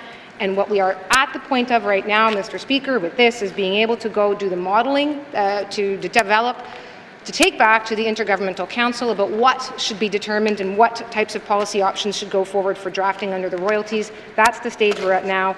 It is clear that one of those things is going to involve publishing more data from the mines about what types of royalties they have. That's obviously not the system we have now. I can't go out and change that right now, but we've received that information and we'll be going forward with that. Thank you, Mr. Speaker. Thank you, Minister. Oral questions, final supplementary, member for Frame Lake. Merci, Monsieur le Président. I want to thank the Minister for that. I promise I'm not going to call them secret meetings anymore, but as long as the department can find a way to share that information with everyone, which they don't do, so they continue to be secret meetings. But there remains a lot of work and public engagement required for the Mineral Resources Act to be brought into force. The engagement report also mentions other research and analysis on royalties. So can the Minister tell us what other research is being done, whether it's going to be released publicly, not just shared with others, and whether all this work is going to be completed before the end of the 19th Assembly? Merci, Mr. Speaker. Thank you, member for Frame Lake. Minister responsible for ITI. Thank you, Mr. Speaker. As I said, at this point, Mr. Speaker, having received feedback and being aware of interest in the area over the last 6 years, the department is at the point of being able to do the modeling and to be able to then take that, develop a policy and develop it in concert, of course, with the Intergovernmental Council and the technical working group with whom we've been developing the Mineral Resources Act regulations from the start. It's part of a co-development process. They will make some decisions as a group. That will be what determines what the drafting instructions might look like. And I would just note, Mr. Speaker, one other thing. This is the first Assembly that actually has open to it a process by which draft regulations do go out for publication. That is a new thing. Typically, it's only with bills that would get published, but now there actually is a process where a draft regulation itself would actually be open for input before being final. That's at the one end, and there are certainly steps to come in between. And once we have guidance from the technical working group, we'll be able to provide that and to come back and to speak to where we're at with those directions. Thank you, Mr. Speaker. Thank you, Minister. Oral questions, member for Haver South. Thank you, Mr. Speaker. Mr. Speaker, after last evening's discussion on sports and youth, I think the Minister of MACA knows the importance of supporting youth in their endeavors to go on to greater things in sports. So, Mr. Speaker, with respect to sporting events within the N.W.T, will the Minister of MACA confirm if there's any requirement for proof of COVID vaccination prior to participation? Thank you. Thank you, member for Haver South. Minister responsible for municipal and community affairs. Thank you, Mr. Speaker. I was getting jealous of Minister Archie and answering all the questions here, so I appreciate the member from Hay River South asking the question. Some good news for the member, and hopefully it'll be the last time he has to talk about COVID in this House here, but we don't require any COVID vaccination requirements for sporting events in the Northwest Territories. Thank you, Mr. Speaker. Thank you, Minister. Oral questions, member for Haver South. Thank you, Mr. Speaker. Mr. Speaker, will the Minister confirm if there was any requirement for proof of vaccination, either the Arctic Winter Games or the Canada Winter Games, and if not, what was the reasoning for it? Both these events were outside the territories. Thank you. Thank you, member for Haver South. Minister responsible for MACA. Thank you, Mr. Speaker. Mr. Speaker, I can confirm that both the Arctic Winter Games and the Canada Winter Games did have the policy in there, but on November 18th, 2022, the International Committee, in conjunction with the host community, decided to withdraw or revoke the policy for mandatory COVID-19 vaccination reports, as well. With the Canada Games on November 23rd, the host society and the Canada Games Council revoked it there. So in my conversations with both ministers, so host societies in Charlottetown, PEI, and Fort McMurray, both the ministers and the host society said that that was the public safety requirements that no longer required. So that's why it was removed. Thank you, Mr. Speaker. Thank you, Minister. Oral questions. Member for Haver South.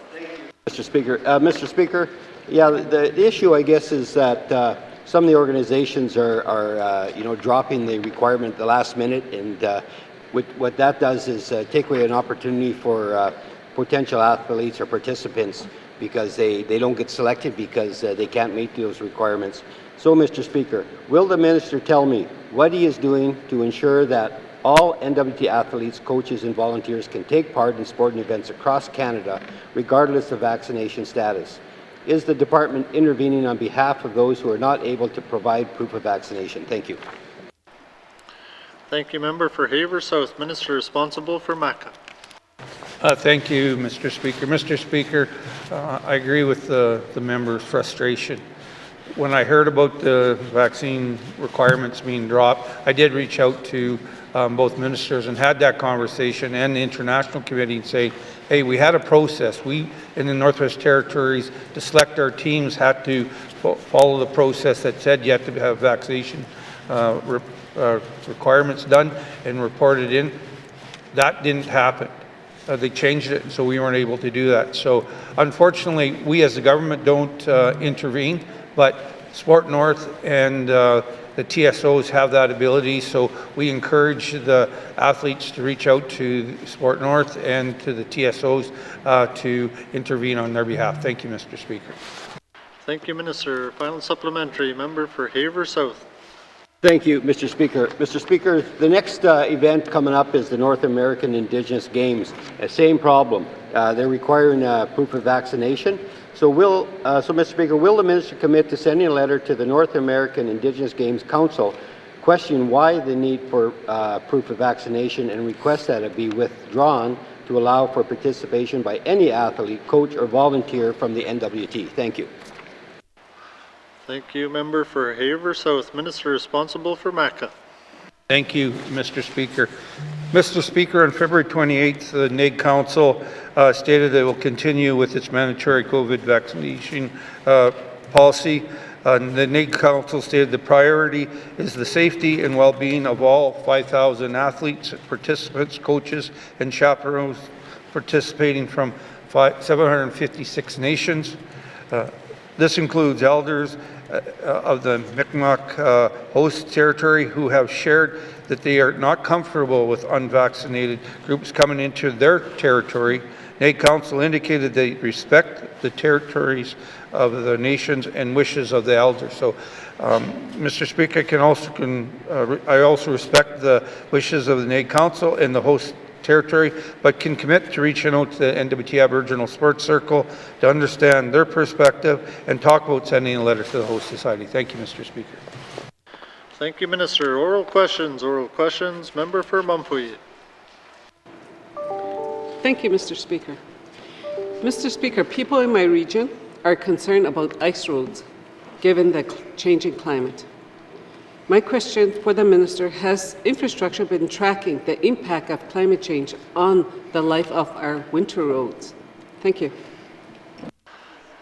Thank you, Member for Mumpuy. Minister responsible for infrastructure.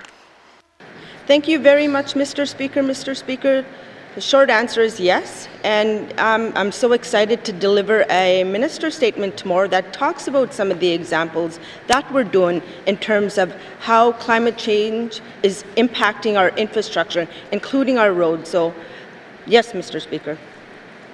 Thank you, Minister. Oral questions. Member for Mumpuy. Okay, thank you, Mr. Speaker. Mr. Speaker, we know to mitigate the impacts of climate change, we need resilient infrastructure that is done in collaborations with communities. What planning has occurred to begin to develop an all-season road to the community of N.W.T by the Department of Infrastructure and also to Y.E.LLOWKNIFE as well? Thank you. Thank you, Member for Mumfree. Minister responsible for infrastructure. Thank you, Mr. Speaker. Mr. Speaker, building a N.W.T all-season road would cost about $1/3 of $1 billion. That's a lot of money, Mr. Speaker. But I do want to say that, you know, the N.W.T Ice Road, over the 5-year average, the opening date has been around February 16th. In 2019, the opening date was March 4th. So, I mean, we do have some of the stats in terms of, and we track a lot of our roads all season, or any of the roads that we do through infrastructure. We track them, we kind of get a sense of when they open, when they close. I'd be quite happy, Mr. Speaker, to share that information with the member in terms of some of the roads in the Clecho region. Thank you. Thank you, Minister. Oral questions. Member for Mumfree.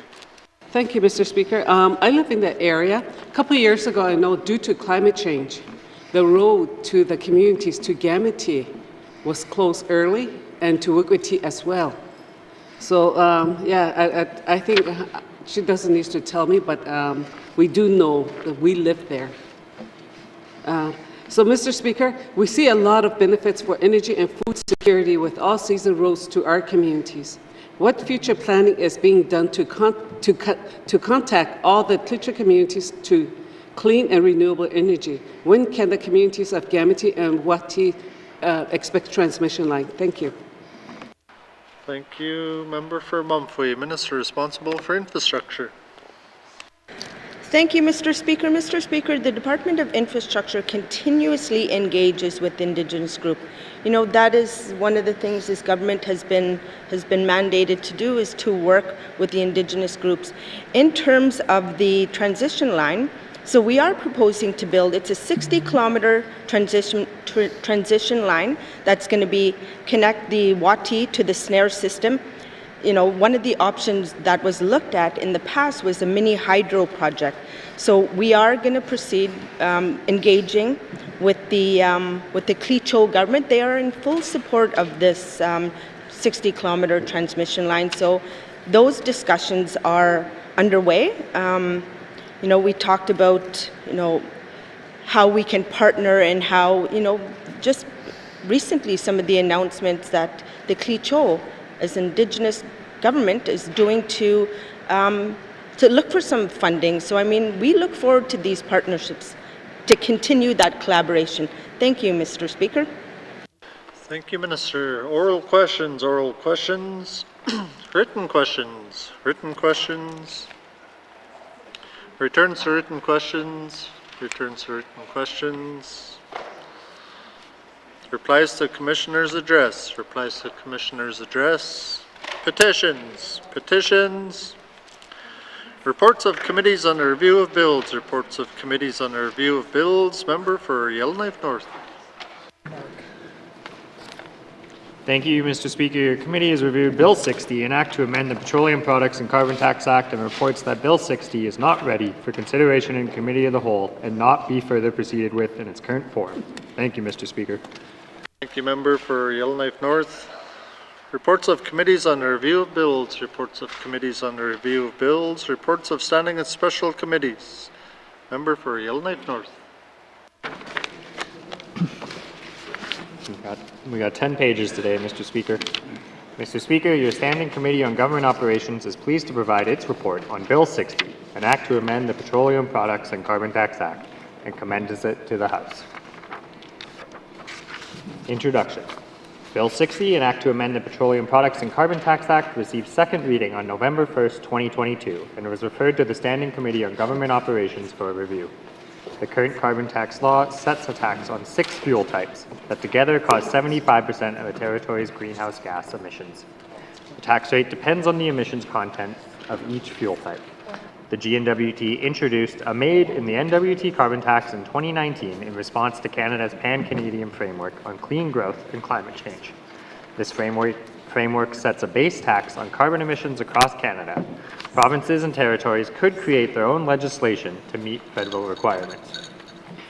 They could also voluntarily opt into the federal system, receive all the net revenues, and then decide how to spend them, as Yukon and Nunavut have done. If not, or if their plans weren't acceptable to the federal government could impose its own carbon tax, known as the federal backstop, and return the proceeds directly to households.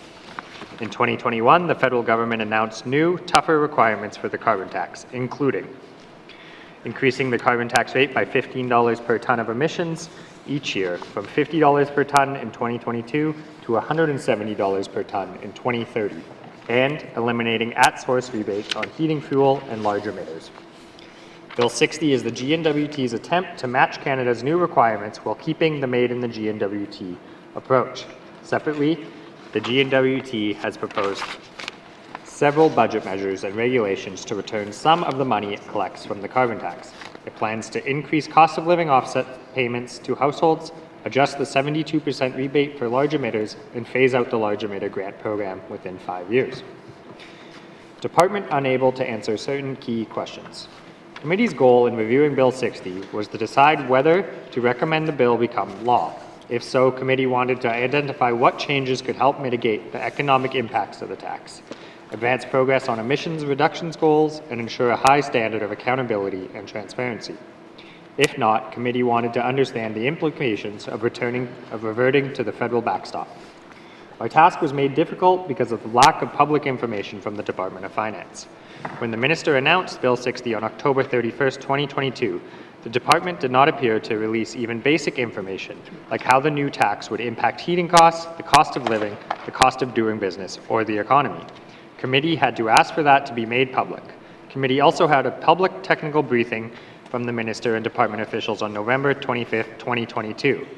Committee asked for more detailed information and analysis on the advantages and disadvantages of the Made in the N.W.T. approach, compared with the federal backstop. The department provided a lot of good information, most of which committee can share with the public in an appendix to the report. However, the department was unable to provide satisfactory responses to certain key questions, including impact on emissions. Committee wanted to understand how the N.W.T's greenhouse gas emissions profile has changed since the carbon tax introduction in 2019. The 2030 energy strategy estimated that a $50 per ton carbon tax would reduce emissions by 66 kilotons, or 3 to 5%. However, the department said it was not possible to draw conclusions due to data limitations, and that the required data will not be available for many years. Modeling work appears to have only begun in 2021-2022. Committee is troubled that after more than 3 years with the carbon tax, the government cannot assess whether the carbon tax has met its primary goal of reducing emissions. 2. Economic impact on different groups. Committee wanted to understand how different groups of people would be affected depending on factors like their community, household size, and energy consumption. Committee also wanted to know the impacts on businesses, NGOs, community governments, and Indigenous governments. The department provided good data on impacts based on community, but besides that, the department did not provide much information for other groups. 3. Comparison with the federal backstop. Committee repeatedly asked for more information to compare the Made in the N.W.T. approach with the federal backstop, including their differences for tax burdens and the cost of living. The department provided some good information. They clarified that the tax burden may be better under the N.W.T. system for small mines and those in the closure phase, but no different from the federal system for everyone else. However, the department did not provide any cost of living comparisons because it does not know how the federal government would return revenues to Northerners under the federal system. This missing information from the department made it hard for the committee to assess which approach is better for the N.W.T. and to identify ways to improve either approach. I'll now pass it over to the MLA for Nunavut Twin Lakes. Thank you, member for Yellowknife North, member for Nunavut Twin Lakes. Participants had serious concerns about carbon tax approach. Committee sought public feedback on Bill 60 with a public notice and targeted engagement letters to those who may have had interest in the bill. Committee received written submissions from the Northwest Territories Métis Nation, the N.W.T. Association of Communities, the N.W.T. Chamber of Commerce, the N.W.T Senior Society and Yellowknife Senior Society, Pivot Strategic, and one member of the public. All written submissions are included in an appendix to this report. Committee also held a public hearing on Bill 60 on January 16, 2023. At that meeting, committee received oral comments from the N.W.T Association of Communities, Pivot Strategic, the Yellowknife Senior Society, and a member of the public. Committee appreciates everyone who participated in the review of Bill 60. Some participants were surprised and disappointed that the government is proposing a significant tax change with minimal consultation and public information. Indeed, the Minister of Finance indicated that the public consultation only focused on the large emitters. Yet many other groups like businesses and seniors are significantly impacted by the changes. Committee finds the government's approach problematic. It stands in stark contrast to the Yukon's approach to carbon tax consultation, which featured a public survey, public information sessions, and targeted information sessions with local governments and First Nations. Many participants expressed concern that the government's carbon tax approach is not suitable for the N.W.T. These concerns can be summarized in three broad categories. 1. Lack of alternatives make carbon tax ineffective. A carbon tax makes carbon-intensive fuels more expensive. This nudges users towards cleaner energy consumption. Carbon taxes can be an effective policy to reduce emissions. However, the North has few alternatives to fossil fuels. Many communities rely on diesel generators for electricity because there is no grid connection. The Northwest Territories Power Corporation, NTPC, only allows for 2.6 megawatts of intermittent renewable energy capacity out of an average load of 13.2 megawatts across 25 communities, essentially capping these clean sources at 20% of the electricity mix. For heating, most Northerners depend on wood, heating oil, natural gas, or propane. They cannot easily or cheaply switch to another fuel, and the Territory has little infrastructure in place to support zero-emission vehicles. Without alternatives, Northerners have no choice but to pay more for the fossil fuels that they rely on. As a result, the tax has minimal effect towards reducing emissions. Northerners can't afford higher costs. Northerners face some of the highest costs in Canada. Our vast geography, sparse population, remote communities, and harsh climate create higher costs for goods and services. Members heard clearly and strongly that households, businesses, local and Indigenous governments, and NGOs cannot afford to pay even more.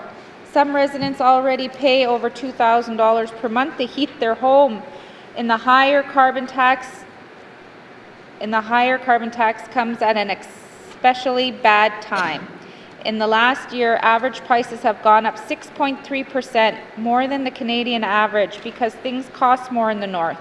The carbon tax will be more expensive here than in other parts of Canada. Northerners will also pay more for the goods and service tax, which is charged on top of the carbon tax. The carbon tax also makes it harder to reach their other economic goals, like recovering from the pandemic, kickstarting the population growth, attracting investment, and diversifying the economy. Committee is worried that with a higher carbon tax, more people will move away from the North and businesses won't be able to stay here.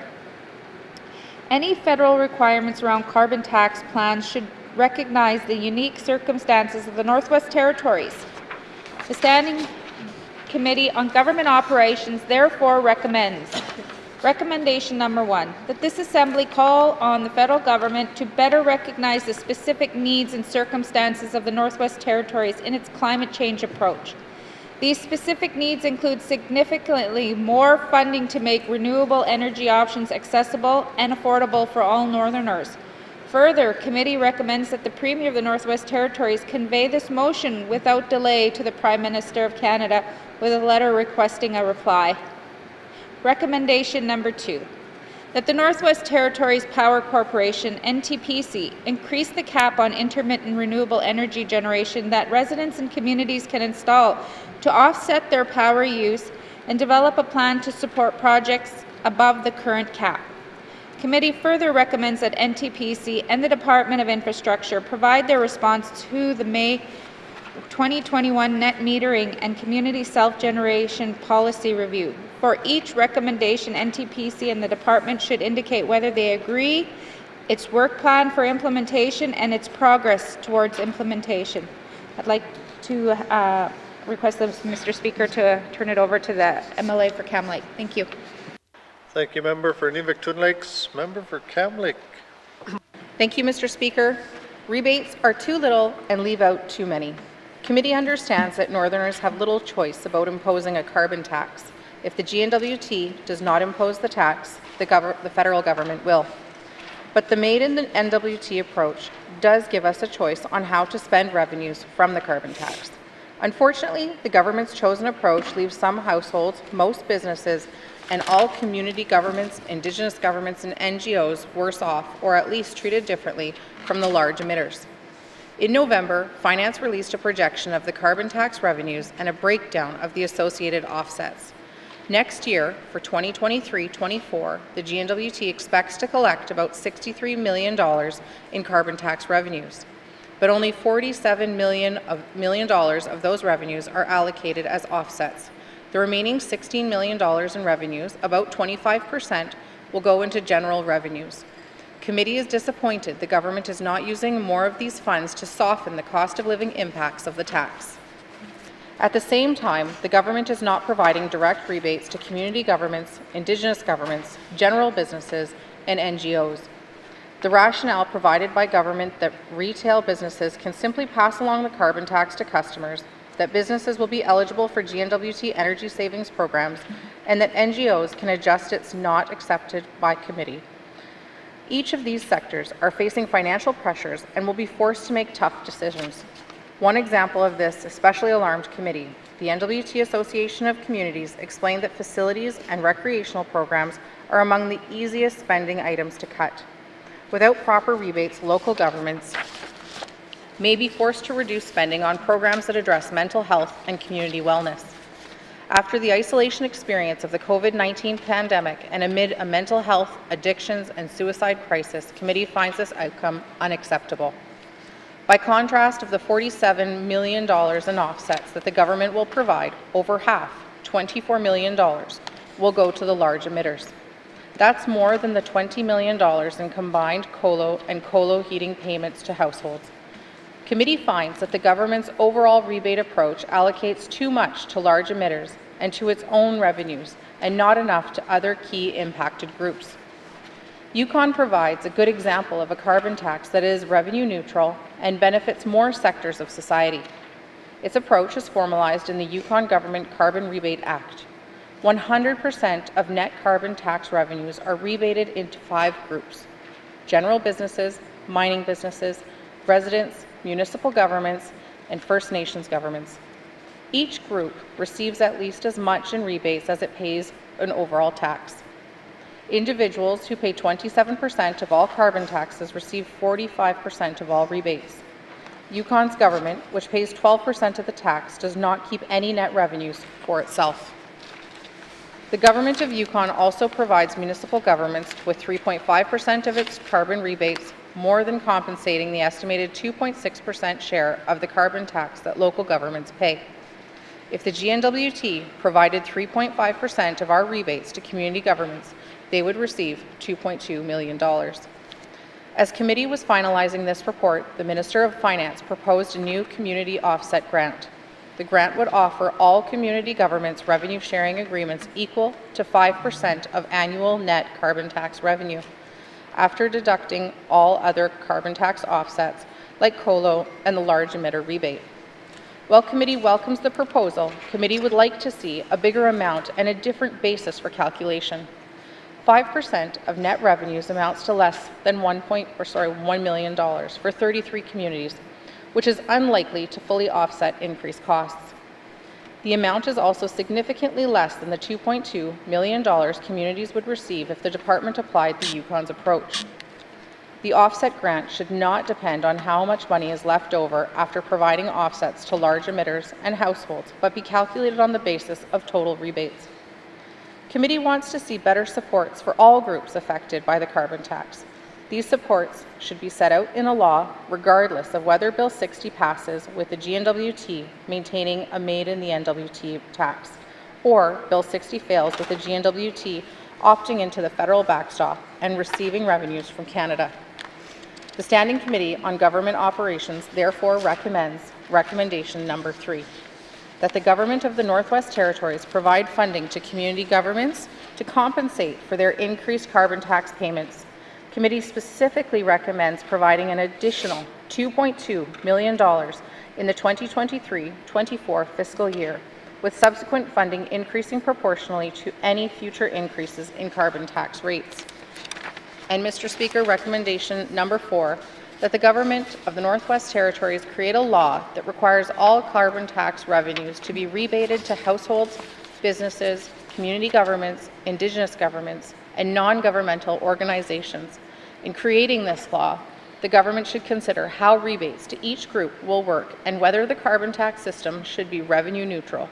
This law should also require separate accounting and annual reporting. Mr. Speaker, I would like to pass the reading of this report over to my colleague from Tunaday-Welladay. Thank you. Thank you, Member for Cam Lake. Member for Tunaday-Welladay. Thank you, Mr. Speaker. The committee had a hard time comparing GNWT approach to federal backstop. Committee's primary work for this review was to compare the GNWT's approach with the federal backstop. This work was challenging due to a lack of information from the department and the overall uncertainty about what the federal system would look like if Bill 60 fails. Committee asked the department why the GNWT approach is better than the federal system. The department provided 3 main reasons. 1, greater freedom to design the carbon tax rebate system. 2, flexibility to adjust how the tax is applied. And 3, more certainty for new mines, small mines, and mines that are shutting down. Committee questions how well the government is using the first advantage, while the GNWT has more freedom to design rebates as it sees fits. Its proposal for the 2023 and 24 keeps a quarter of revenue and general revenues and leaves out several affected groups. The government has also pursued minimal consultation on how to use this rebate. The Yukon, by contrast, is under the federal backstop and still design its own rebate system. Committee also asked the department what would happen if the Legislative Assembly does not pass Bill 60. The department expects the federal government would impose its backstop starting April 1st, 2023. The government would need to eliminate its carbon tax to avoid double taxation and would likely remove its carbon tax rebate, including COLA. The minister has said that if the federal backstop applies, it is uncertain how the federal government would return revenues to the Northwest Territories. 2 approaches are possible. First, the federal government says the provincial and territorial government that opted for the federal backstop receives all proceeds and can decide how to spend them. This approach is like the arrangement in place in Yukon and Nunavut. Second, in remaining provinces where the backstop is in effect, the government uses 90% of the revenue to provide direct climate action incentives payments to the households. People in the rural and smaller centers receive 10% top-up. The GNWT has not been clear on which approach it will take in Bill 60 fails, if Bill 60 fails. Through committee asked, the department was not able to provide data comparing how rebates under the federal backstop options would compare with the GNWT approach. Committee is uncertain whether residents would be better off under the GNWT approach or the federal backstop. Mr. Speaker, I'd like to turn this over to my colleague, MLA Yellowknife North. Thank you, Member for Tunaday-Welladay. Member for Yellowknife North. Committee cannot endorse G&WT approach at this time. Overall, committee does not see a benefit to passing Bill 60 compared with the alternative of the federal backstop. The government has not provided committee or the public with enough information to show that its approach is better. While the government can't control whether or how the tax is imposed, it does have control how to use those revenues. In this area, the government's proposal to address cost of living impacts of the tax are not enough. the government's budget holds on to 25% of the carbon tax revenues, equal to $16 million in general revenues, rather than providing direct rebates to businesses, community governments, Indigenous governments, and NGOs. In recent weeks, the government has taken a couple steps that respond to committee's concerns to address the costs impacts of the tax. The department has proposed a regional COLO to heating offsets, allowing residents in the 5 communities with the highest fuel use to receive higher rebates. And at the clause-by-clause review, the minister said she was thinking about a $1 million fund for community governments to offset increased costs. While these proposals are welcome, they still do not go far enough. The $1 million amount spread across 33 communities is unlikely to fully compensate increased costs. Committee is mindful that there is little time left for the N.W.T to meet Canada's April 1st, 2023 deadline to update our carbon tax law. Some members disagree with the carbon tax in principle and prefer allowing the federal government to impose its own tax. Other members believe there is still a narrow opportunity to improve the government's Made in the N.W.T approach. For now, committee decided to report Bill 60 is not ready for consideration in committee of the whole, and that Bill 60 should not proceed at this time. Conclusion. On February 14, 2023, committee held a clause-by-clause review. Committee passed a motion to report Bill 60 of the Legislative Assembly to the Legislative Assembly as not ready for consideration in committee of the whole. This concludes the Standing Committee on Government Operations review of Bill 60. Recommendation 5, that the Standing Committee on Government Operations recommends that the Government of the Northwest Territories provide a response to this report within 120 days. Thank you, Mr. Speaker. Thank you. Member for Yellowknife North. Reports of standing and special committees. Member for Yellowknife North. Thank you, Mr. Speaker. Your committee has reviewed Bill 60. And I think this is the wrong one, right? 1 second, Mr. Speaker. Mr. Speaker, I move, seconded by the Honourable Member for Cam Lake, that the Standing Committee on Government Operations report on Bill 60, an act to amend the Petroleum Products and Carbon Tax Act, be received by the Assembly and referred to the Committee of the Whole for further consideration. Thank you, Mr. Speaker. Member for Yellowknife North. Motion is in order to the motion. Question has been called. All those in favour? All those opposed? Any abstentions? Motion is carried. Bill 60 will be referred to Committee of the Whole for further consideration. Tabling of documents. Tabling of documents. Minister responsible for Health and Social Services. Thank you, Mr. Speaker. Mr. Speaker, I wish to table the following 3 documents. Northwest Territories Supported Living Review Final Report. Department of Health and Social Services response to Supported Living Review recommendations, and follow-up letter for oral question 1311-19 brackets 2 Speech Language Pathology Services. Thank you, Mr. Speaker. Thank you, Minister. Tabling of documents. Tabling of documents. Notices of motion. Notices of motion. Motions. Motions. Notices of motion for the first reading of bills. Notices of motion for the first reading of bills. First reading of bills. First reading of bills. Second reading of bills. Second reading of bills. Consideration in Committee of the Whole of bills and other matters. Bill 23, 29, 61, and 66. Committee report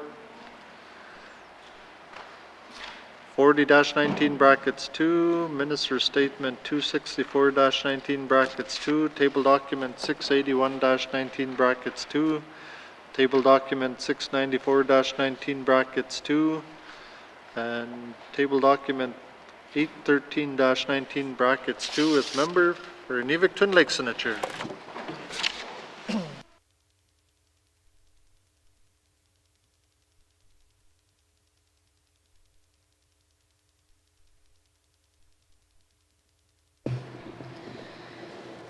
I now call Committee of the Whole to order. What is the wish of committee? Member for Frame Lake.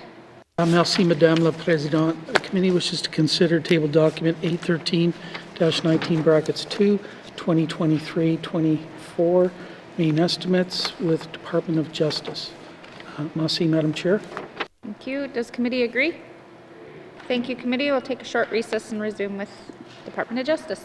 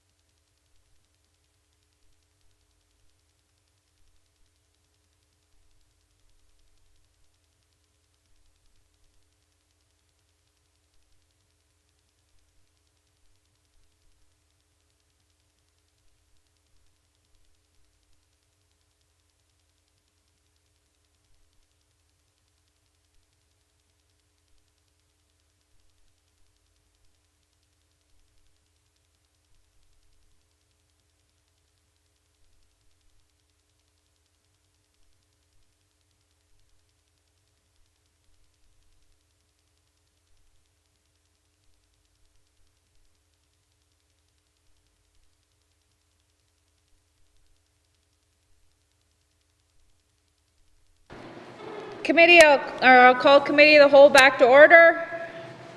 Committee, we've agreed to consider table document 813-19 brackets 2 main estimates 2023-2024. We will now consider the Department of Justice. Does the Minister of Justice have any opening remarks? Thank you, Madam Chair. I'm here to present the Department of Justice's main estimates for the fiscal year 2023-2024. Overall, the department's estimates propose an increase of $8.5 million, or 6.2% over the 22-23 main estimates. These estimates support the mandate objectives while continuing to meet the N.W.T's fiscal objectives to prioritize responsible and strategic spending. Highlights of the proposed main estimates include forced growth funding totaling $6.2 million, of which $56,000 is increased funding available to essential partners impacted by rising inflation. The remaining $6.1 million is additional funding for the Territorial Police Services Agreement, of which $611,000 is for additional RCMP members to better serve N.W.T communities, with 2 additional constable positions in Betchico and 1 additional constable position in Fort Providence. $239,000 for the increased housing and capital infrastructure needs, and $5.3 million for the ongoing impact of the RCMP collective agreement. Other adjustments totaling $3.3 million, of which $2.9 million is for multiple federal cost-sharing agreements being extended or introduced, including Enhancing Victim Services Agreement, Access to Justice Agreement, Canadian Family Justice Fund Agreement, and the Indigenous Justice Program Agreement. In addition to the cost-sharing agreements, there is also an additional $273,000 to establish 18 indeterminate relief coroners throughout the territory and 1 additional coroner in the North Slave region, and sunsets of $1.1 million. These estimates continue to support the priorities of the 19th Legislative Assembly and support the vision of Budget 2023 by working to keep our residents and communities safe while supporting vulnerable populations. That concludes my opening remarks. Thank you. Do you wish to bring witnesses into the House? I do. Thank you. Sergeant at Arms, please escort the witnesses into the chamber.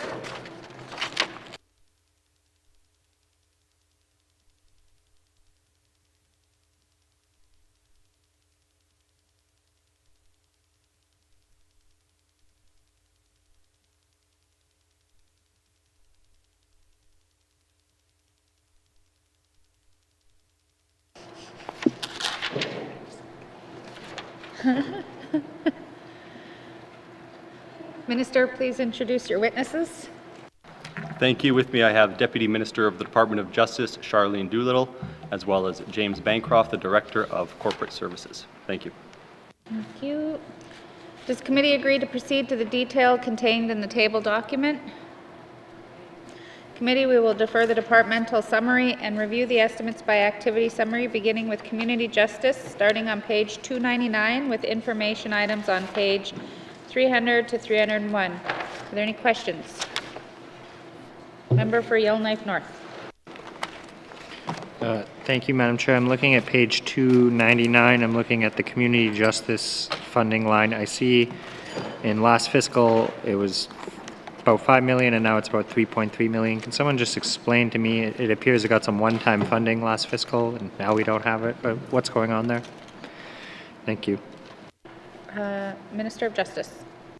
Thank you. I'd like to direct that to Mr. Bancroft. Thank you. Mr. Bancroft.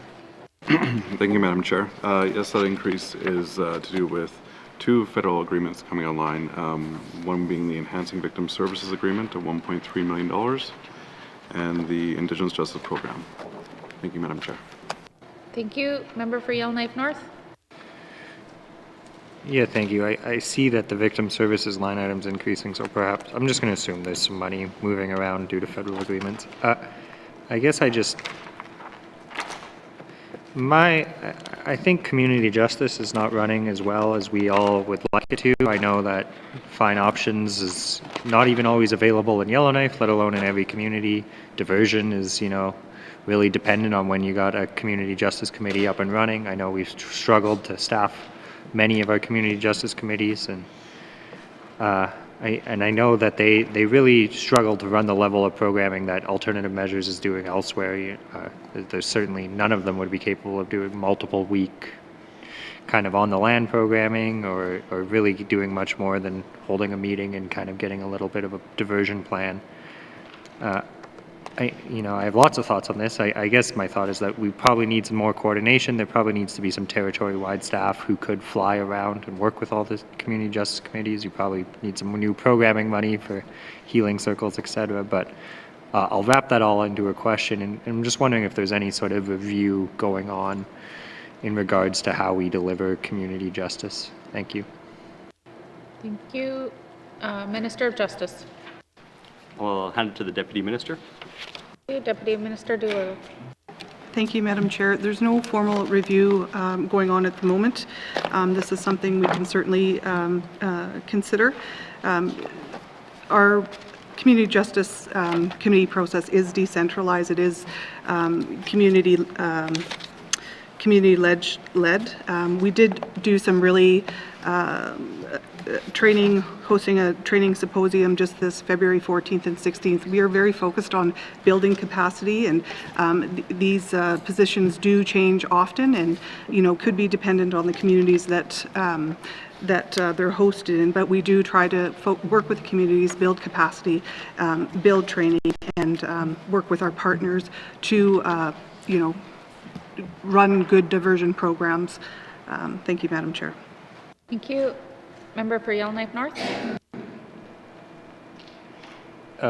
Yeah, I guess, I don't always, I complain about reviews sometimes, but I've seen some reviews lead to really good results, and I think this is one where there probably needs to be a rethink.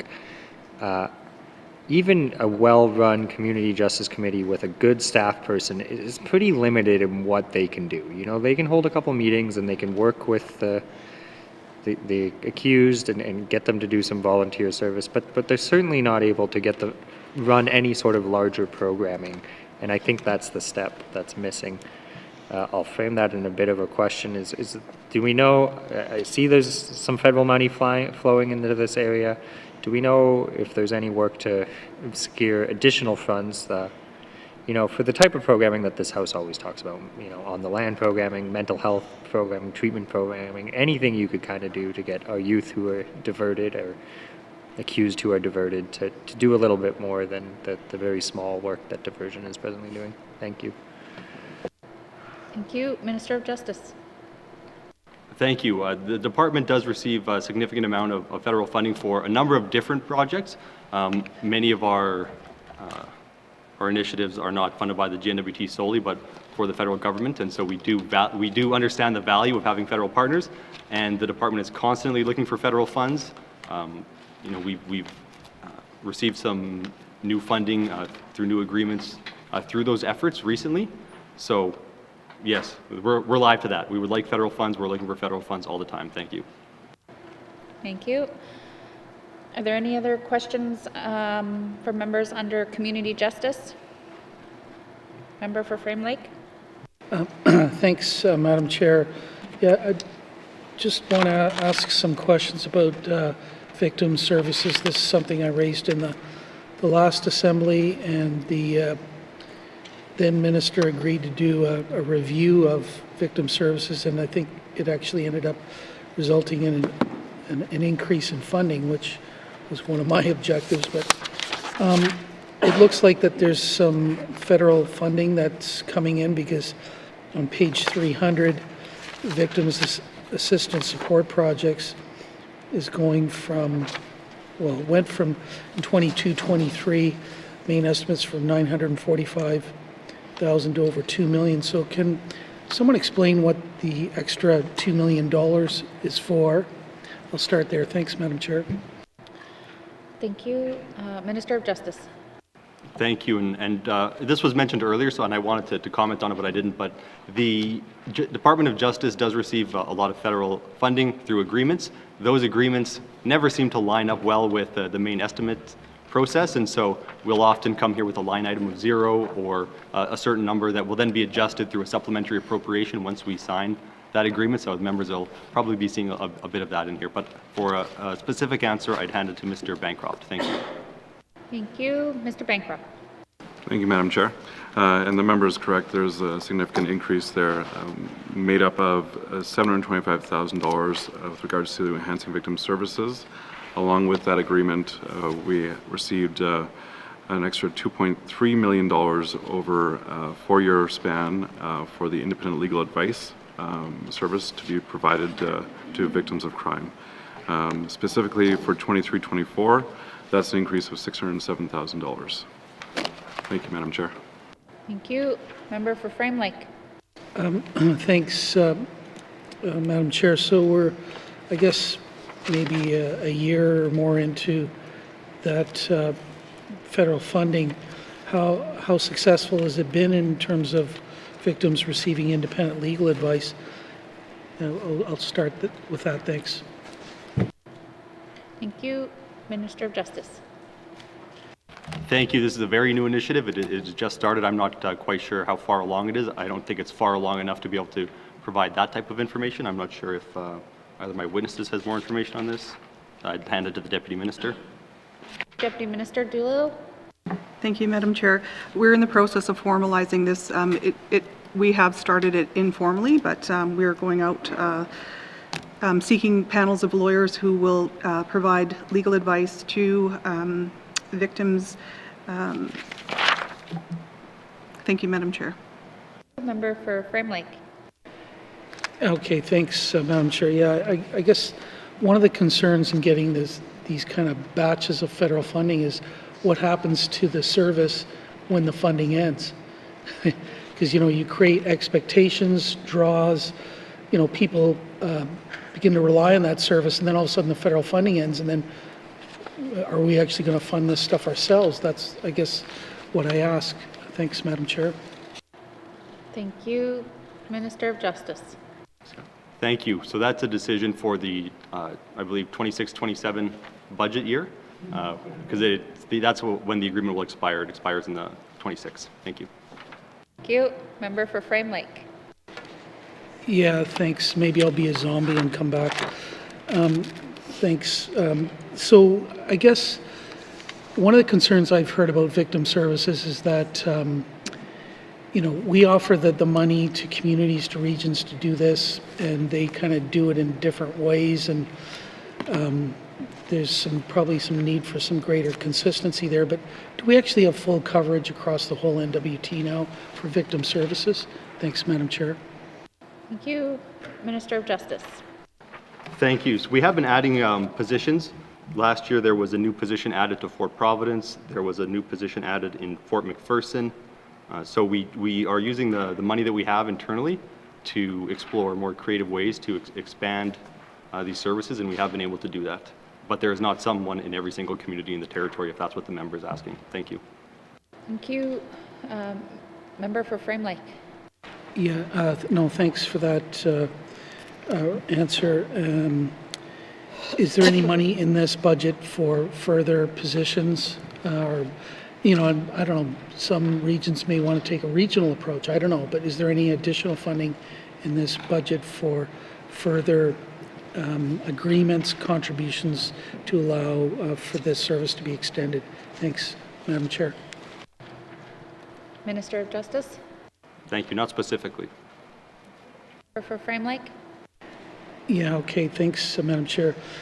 Is there actually even a plan or a strategy to kind of complete a network across the N.W.T? Thanks, Madam Chair. Thank you. Minister of Justice. Thank you, Madam Chair. So like I said, we are always looking for more federal funds, and we're continuing to do that. If we had a bigger budget, we could create those positions, but the fact is that we have the budget we have, and we have to work within it, and we have been able to do that and still expand the program. So until we can secure some significant federal funds, we'll continue to work in that manner. Thank you. Member for Frame Lake.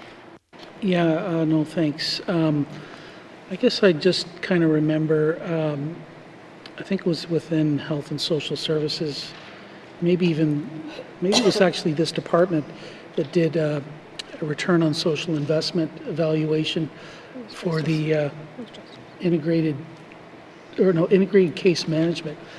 It was actually a really good study, and I want to compliment the department for having done that. And I'm not talking about it in the context of this, but that kind of approach, I think, should be applied to victim services, and doing a bit more of a review at some point soon. And because you're going to need a case to take to the FMB to get more money to complete that network. Without the funding, without the proposal, the so-called business case, you won't be able to do it. So I guess I'd like to just put in the minister's ear a bug to actually do that work, make it a bit of a priority in your transition work for the next assembly, that there'd be some work to actually develop this network. Well, do the return on social investment study if you want to, but I do think we need to pay more attention to this area and develop a full network across the N.W.T. to better serve our citizens. So I'll just leave it at that. Thanks, Madam Chair. Thank you. Minister of Justice. Thank you. I appreciate those comments. The department has, like the member mentioned, we have undertaken some reviews.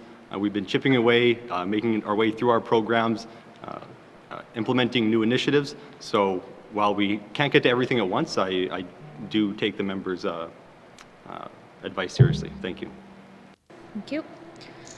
Member for Tabacha. Thank you, Madam Chair.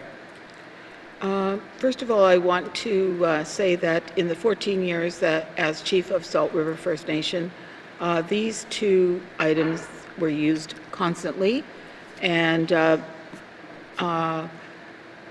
the office in Fort Smith is running well.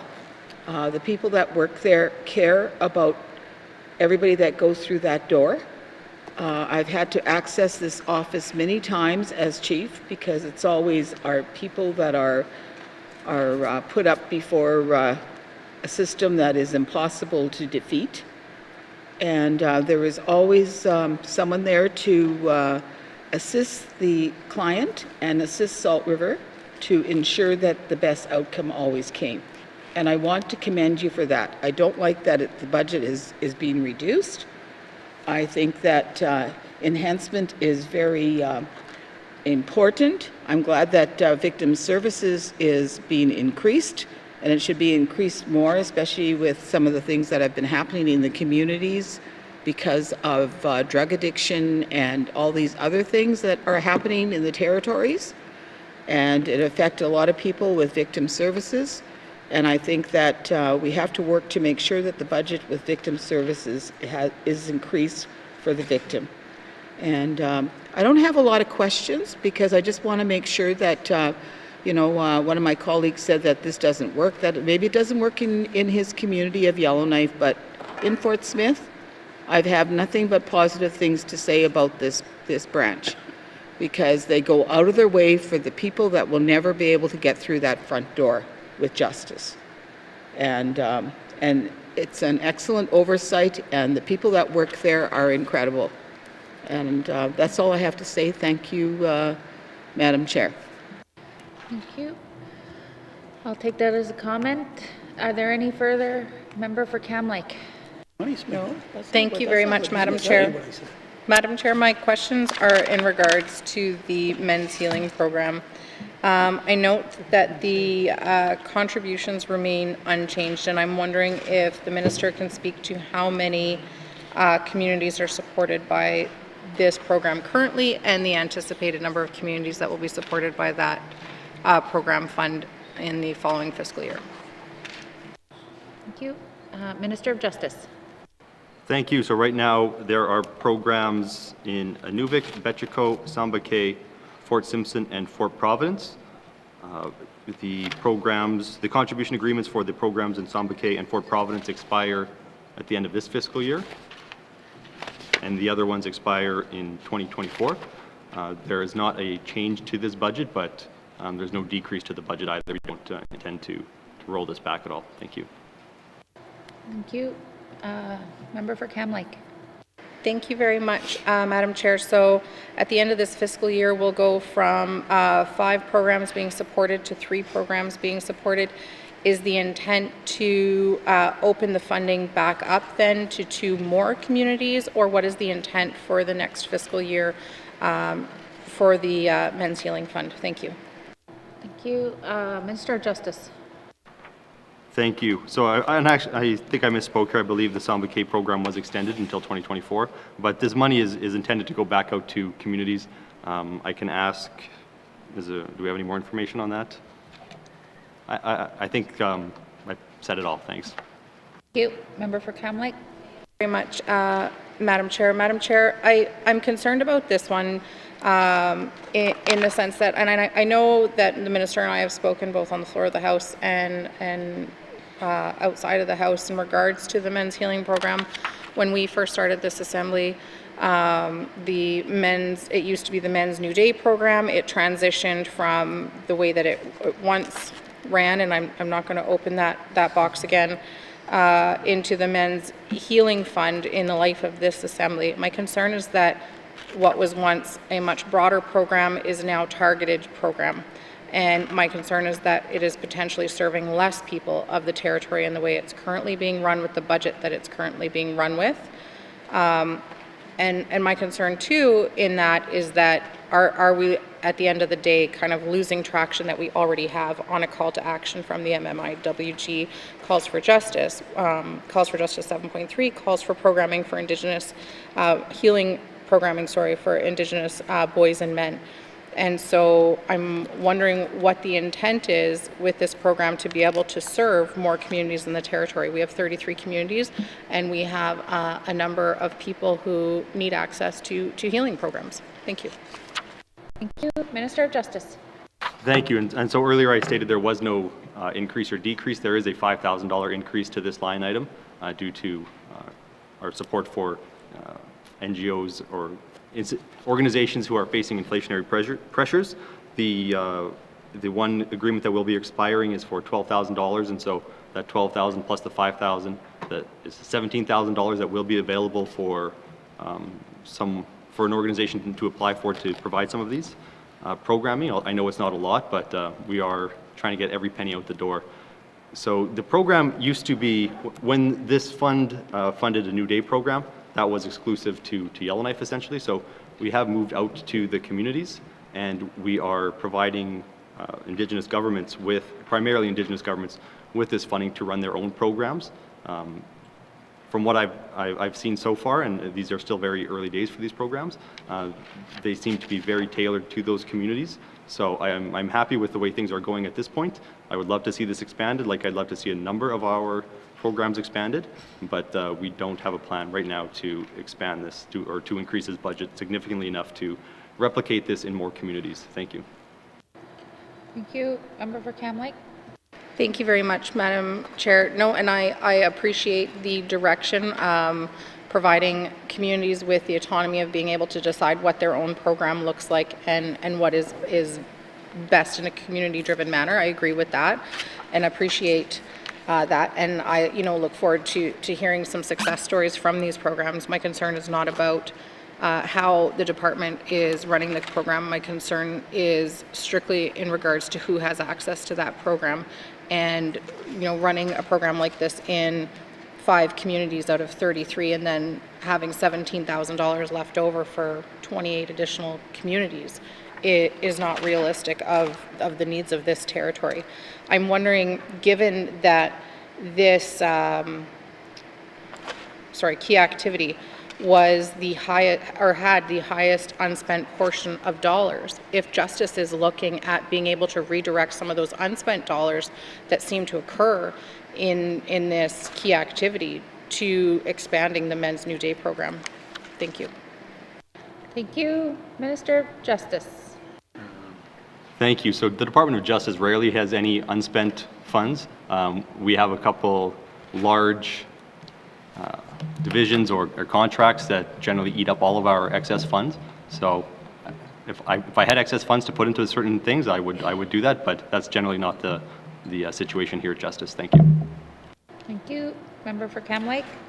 Thank you very much, Madam Chair. So we sit here and we go through key activity after key activity as to where money is going to go, and then later on, as the dust settles and we look at public accounts, we see how dollars are actually spent. And one of the things that was noted is that the Community Justice Key Activity had was the program with the highest sum of budgeted money that went underspent. And so how then does the Department of Justice identify how they're going to reallocate those dollars within their department? So I'm wondering if the minister can speak to what process they follow to prioritize those items. Thank you.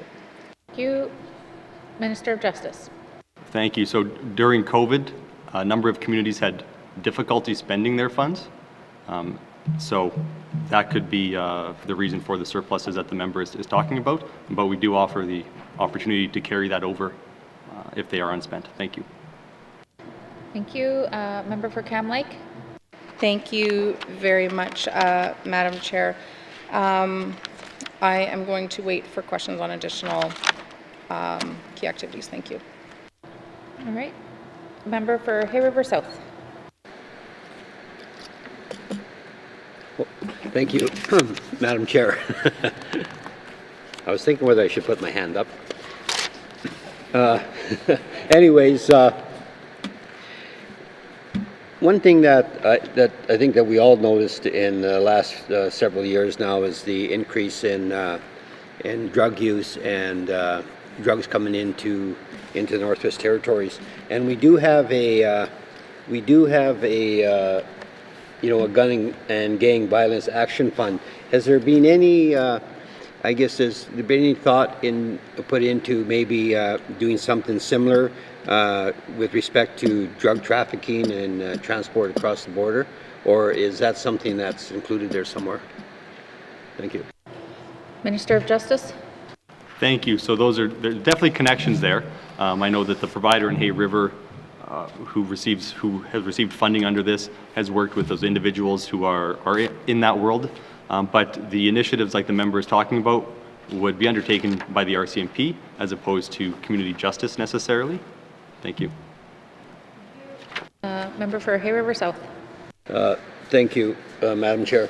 Yeah, I guess I asked that because every once in a while somebody will send me a picture of somebody sitting there with a bunch of 20s, big piles of it on their laps. So I think it's important that we do something, or we have something in place, and look at new ways, because you look at the programs we have and the number of people that are being incarcerated, and again it falls back to addictions, I think.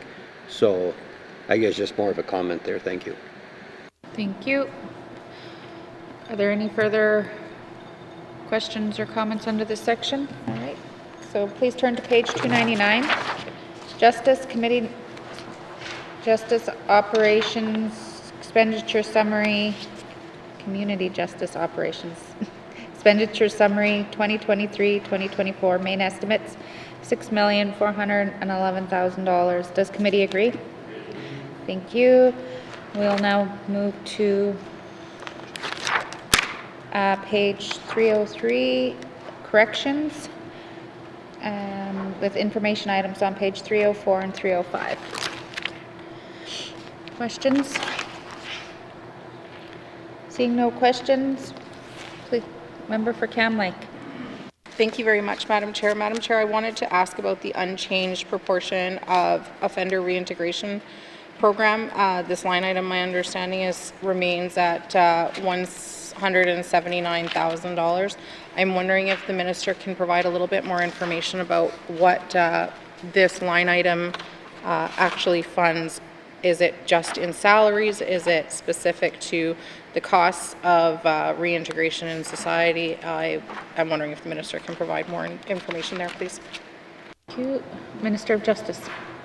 Thank you. I'd like to hand it to Mr. Bancroft. Thank you. Mr. Bancroft. Thank you, Madam Chair. The offender reintegration contribution funding, like the member said, it has been unspent, but the budget remains as constant. This is out of the South Mackenzie Therapeutic Community, is where this funding is based out of. And as part of the South Mackenzie Therapeutic Community model, which came online in November 2021, we were to offer reintegration funding to community organizations to assist with their offenders coming back to the community. That's been a process to get to that point, due partly to our low population count at SMTC. And along with that, coupled with that, is there are some very last phases to be implemented alongside John Howard Society, and that this contribution funding is part of that last implementation that they're actually up here right now implementing the policies surrounding this. Thank you, Madam. Thank you. Member for Cam Lake. Thank you very much, Madam Chair. So, Madam Chair, where do the dollars, like, is it out of this pocket of money then that dollars, for example, for support with housing people on release would come from? Thank you. Thank you. Minister of Justice. Thank you. So it is to provide funding to people who are being released to reintegrate into their community. So that is one example of how the money could be used. Thank you. Thank you. Member for Cam Lake.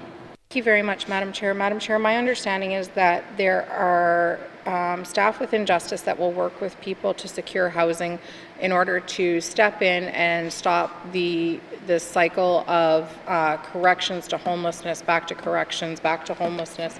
And so if this is what is supporting people through that fund for housing and homelessness, I'm wondering how the $179,000 actually funds that that process. Thank you. Thank you.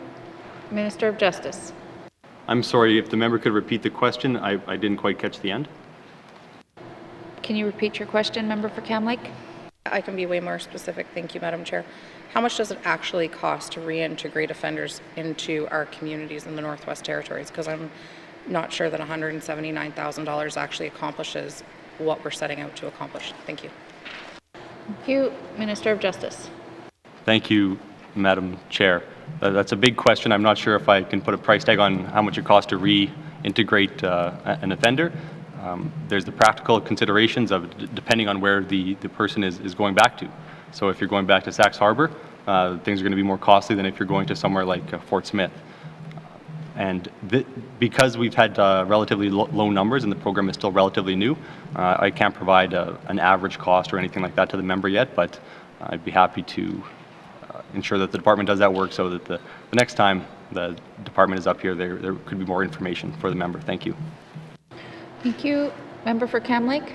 Thank you, Madam Chair. Madam Chair, my concern is that this funding pot here is not actually providing people with let me rephrase that. This funding pot is not providing the department with the tools that it needs in order to stop the cycle between homelessness and incarceration. And I understand that there's programming involved in that. It's not just housing, but I don't think that this funding pot actually helps people access stable housing. And so if it's simply housing that people are looking for, people are leaving our correctional facilities and they are going back to the street straight from there. If we have a team of people who are responsible for finding housing, is this enough money for Justice to be able to actually help people access that housing when they leave corrections? Thank you. Minister? Thank you. So for a while there was very few people going through the therapeutic community. I think there's 4 or 5 right now, and so these are relatively low numbers. This is not a fund for everyone who is incarcerated. It is only for those people going through the therapeutic community, and so far we haven't seen indication that we need to increase it, but as we have more experience, we'll be able to make that determination. Thank you. Thank you. Member for Cam Lake. Thank you very much, Madam Chair. Is there a funding pot that supports people who are leaving incarceration from our other correctional facilities? For example, North Slave Correctional Facility here or Correctional Center here in Yellowknife. Thank you. Thank you. Minister of Justice. Thank you. I'd like to hand it to the Deputy Minister. Thank you. Deputy Minister Doolittle. Thank you, Madam Chair. We do have some beds at the Salvation Army, but as soon as offenders or inmates are in our facilities, case planning begins. So their case manager works with the community that they're in or that they're going to. They also work with the integrated case management folks here in Yellowknife, or if not in Yellowknife, interagency services to support finding people homes where they need to or a place to live. So that's all part of their case planning, and they wouldn't send them out without addressing that issue. So thank you, Madam Chair. Thank you. Member for Cam Lake. Yeah, thank you very much, Madam Chair. This is public knowledge. It was in the media, and so I'm going to speak to it here today. When somebody is released to the Salvation Army, sometimes, or any shelter across the territory, sometimes that's not either the right fit for that individual, or relationships have already been broken, and that is possible. Or maybe that facility is already full. When a facility operates on a first come, first served basis and has policies to that effect, for justice to step in and say, okay, this person goes there, it's very difficult when you have competing policies. And so how does justice handle that? And do they have the funds in order to mitigate that so that people aren't falling into and I'm saying people aren't, but so that we can do, or the government rather, can do what it needs to do to support people to find stable housing so that they can be taken out of that cycle. There are members sitting in this House who get approached every fall by people in their communities who literally say, almost time to go back to jail, it's going to get cold out. And this is a very well-known cycle of people simply using the justice system to find housing. And so what is the justice system doing in order to actually provide that housing or that link to housing to stop that cycle if people are using a very expensive system simply to find a roof over their head? Thank you, Madam Chair. Thank you. Minister of Justice. Thank you. The Corrections Service has representation on the N.W.T. Transitional Housing Advisory Committee. The committee is also represented by staff from the NT-HSSA and ECE. The committee supports transitional housing for Addictional Recovery Program, which is a transitional housing program designed to provide aftercare services and supports to individuals returning from addictions treatment. However, I will say that whether you are being released from jail or you are just a resident who is not in jail, there's housing challenges in the territory for you. And so the department does not provide a house to inmates after they are released. We do provide some support for the transition, but we are not in the business of housing people after they are released. Thank you. Thank you. Member for Cam Lake. Yeah, thank you, Madam Chair. Madam Chair, I know that we don't have integrated service delivery, but it seems to me that people being released from our correction centers would be people who would be identified at being at high risk of falling through the cracks of the system, falling into chronic homelessness, and needing an extra hand and a case manager to actually help them through this. And I know that the minister has said that there are case managers who can do this work, but I don't think these case managers are actually being provided the tools to properly do this work. And so I think that putting a little bit more effort, and I know, Madam Chair, I'm out of time, putting more effort into this case management piece, I think would save this government a lot of money and would save a lot of residents a lot of heartbreak. So I'm just going to leave it there. Thank you. Thank you, member. Are there any other questions under corrections? Member for Yellowknife North. Thank you, Madam Chair. I heard the member say there's about 4 or 5 inmates in Hay River, and that made me happy because I think at one point we were running an empty jail down there. Can the minister just speak to, I know the trend has been pretty much a steady decrease in inmates, and it's kind of perhaps plateaued. Some of that may be due to COVID, some of that's due to federal bail changes. Just whether there's been any changes in the trend to how many inmates we have. Thank you. Thank you. Minister of Justice. Thank you. So as of today, there are 82 adults and 3 youth who are incarcerated. There are at NSCC there are 63 males. SMCC we have 5, and at FSCC we have 12. Thank you. Thank you. Member for Yellowknife North. Thank you, Madam Chair. I know it's also one of those kind of not something to celebrate that we have 3 youth in jail, but sometimes that facility is also empty. I'm just wondering if the minister can speak to whether when that facility has 0 or 1 inmates, that it still incurs the same amount of costs, or is it essentially just the guards will move over to NSCC? Or is there kind of a fixed operating cost for that facility at all times, whether it has inmates in it or not? The youth one. Thank you. Minister of Justice. Thank you. So the guards are trained in both the youth facility and the adult facility, and so if there are no youth, then the guards would be in the adult facility, so we wouldn't be incurring those costs when there are no youth. Thank you. Thank you. Member for Yellowknife North. No further questions, Madam Chair. Member for Frame Lake. Thanks, Madam Chair. So in the last assembly, and I know the minister was there, there was a new Corrections Act that was passed, and it was one of the probably few and best pieces of legislation that was developed in a collaborative fashion with standing committee. There was a number of significant changes made to it as a result of changes or concerns that had been raised. And there was to be sort of new complaint processes put in place, new training that was going to be made mandatory for corrections officers, and a whole bunch of things. There was to be advisory committees set up for each of the correctional facilities. But I don't see any changes in staffing levels here. And I don't see, I guess there's some increase in corrections administration, but nothing really in terms of facilities.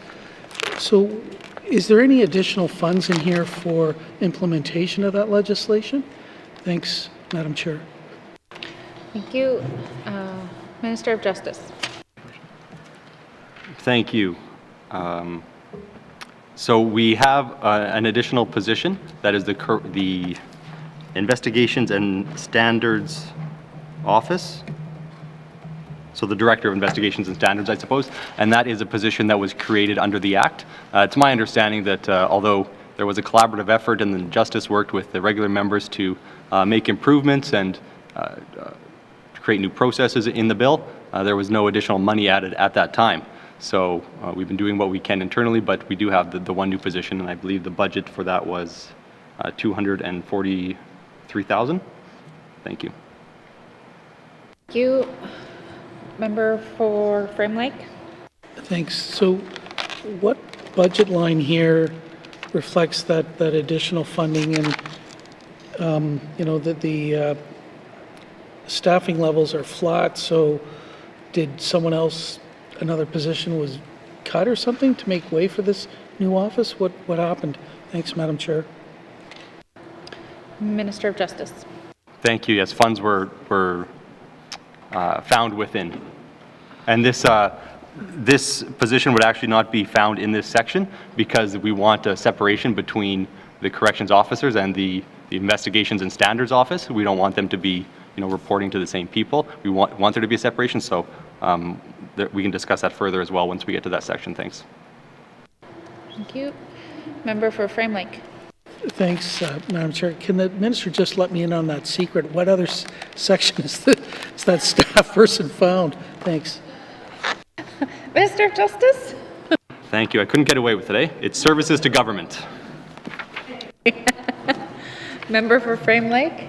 I trust this minister, so that's great. Look, thank you for that. And I trust most of the other ministers. I love them all. But more seriously, there were to be these advisory committees set up for each of the correctional facilities, and I'm just wonder where we're at with those committees. Thanks, Madam Chair. Thank you. Minister of Justice. Thank you. Those have been a bit of a struggle to set up. There has not been the uptake that we would have hoped. I know that the one for NSCC, I believe, came together a little quicker than the other ones. So maybe I'll hand it to the Deputy Minister to see if she can provide us with an update of where they all are right now. Thank you. Deputy Minister Doolittle. Thank you, Madam Chair. Yes, the Minister is correct. The one for NSCC is up and running, and the others, we had a little bit more of a difficult time completing a full complement of membership, and we're working on that. Thank you, Madam Chair. Member for Frame Lake. Thanks, Madam Chair. No, okay. For the one that is in place, is there any kind of, I don't know, it would be nice to know if there's been a news release, or do they report, do they say anything? I understand that probably some of it may be stuff that has to be communicated carefully or whatever to the department, but and correctionals managers or whatever, but how does the public kind of know that these things are actually up and going, and what they do? Thanks, Madam Chair. Thank you. Minister of Justice. I'll hand it to the Deputy Minister. Thanks. Thank you. Deputy Minister Doolittle. Madam Chair, yes, there certainly was advertisement seeking membership for, so the public is aware in that sense. With the board, the Community Advisory Board being so new for the NSCC, they'll take some time to provide any communication that they think that's appropriate. However, with most initiatives for the N.W.T, certainly Justice, we do communications planning, so that, I don't have the specific details, but that would have occurred with this item. Thank you, Madam Chair. Thank you. Member for Frame Lake. Okay, no, thanks for that. Maybe I could just ask if the Minister could provide some details on the communications planning, at least to MLAs that have correctional facilities in their ridings. I think that'd be helpful for members to get. Thanks, Madam Chair. Thank you. Minister of Justice. Yes, we can do that. Thanks. Thank you. Member for Frame Lake. No, thanks. I appreciate all the information and the responses. Thank you, Madam Chair. Thank you. Are there any further questions under Justice? Member for Mafwee. Okay. Thank you. If we're on page 301, 303. Okay. Okay, corrections. Yes. I just want to ask the Minister if they have a data. I know from the health status report in 2018, from 2018, the crime rate, Cleacher Region had the highest rate, but in N.W.T has the highest crime rate. But is there any data that you guys have, like recent data, on which community, which area has the highest crime rate in the N.W.T? Thank you. Minister of Justice. Thank you. I'm not sure if we have that broken down by region. If you can just give me 1 second, I can. Thanks.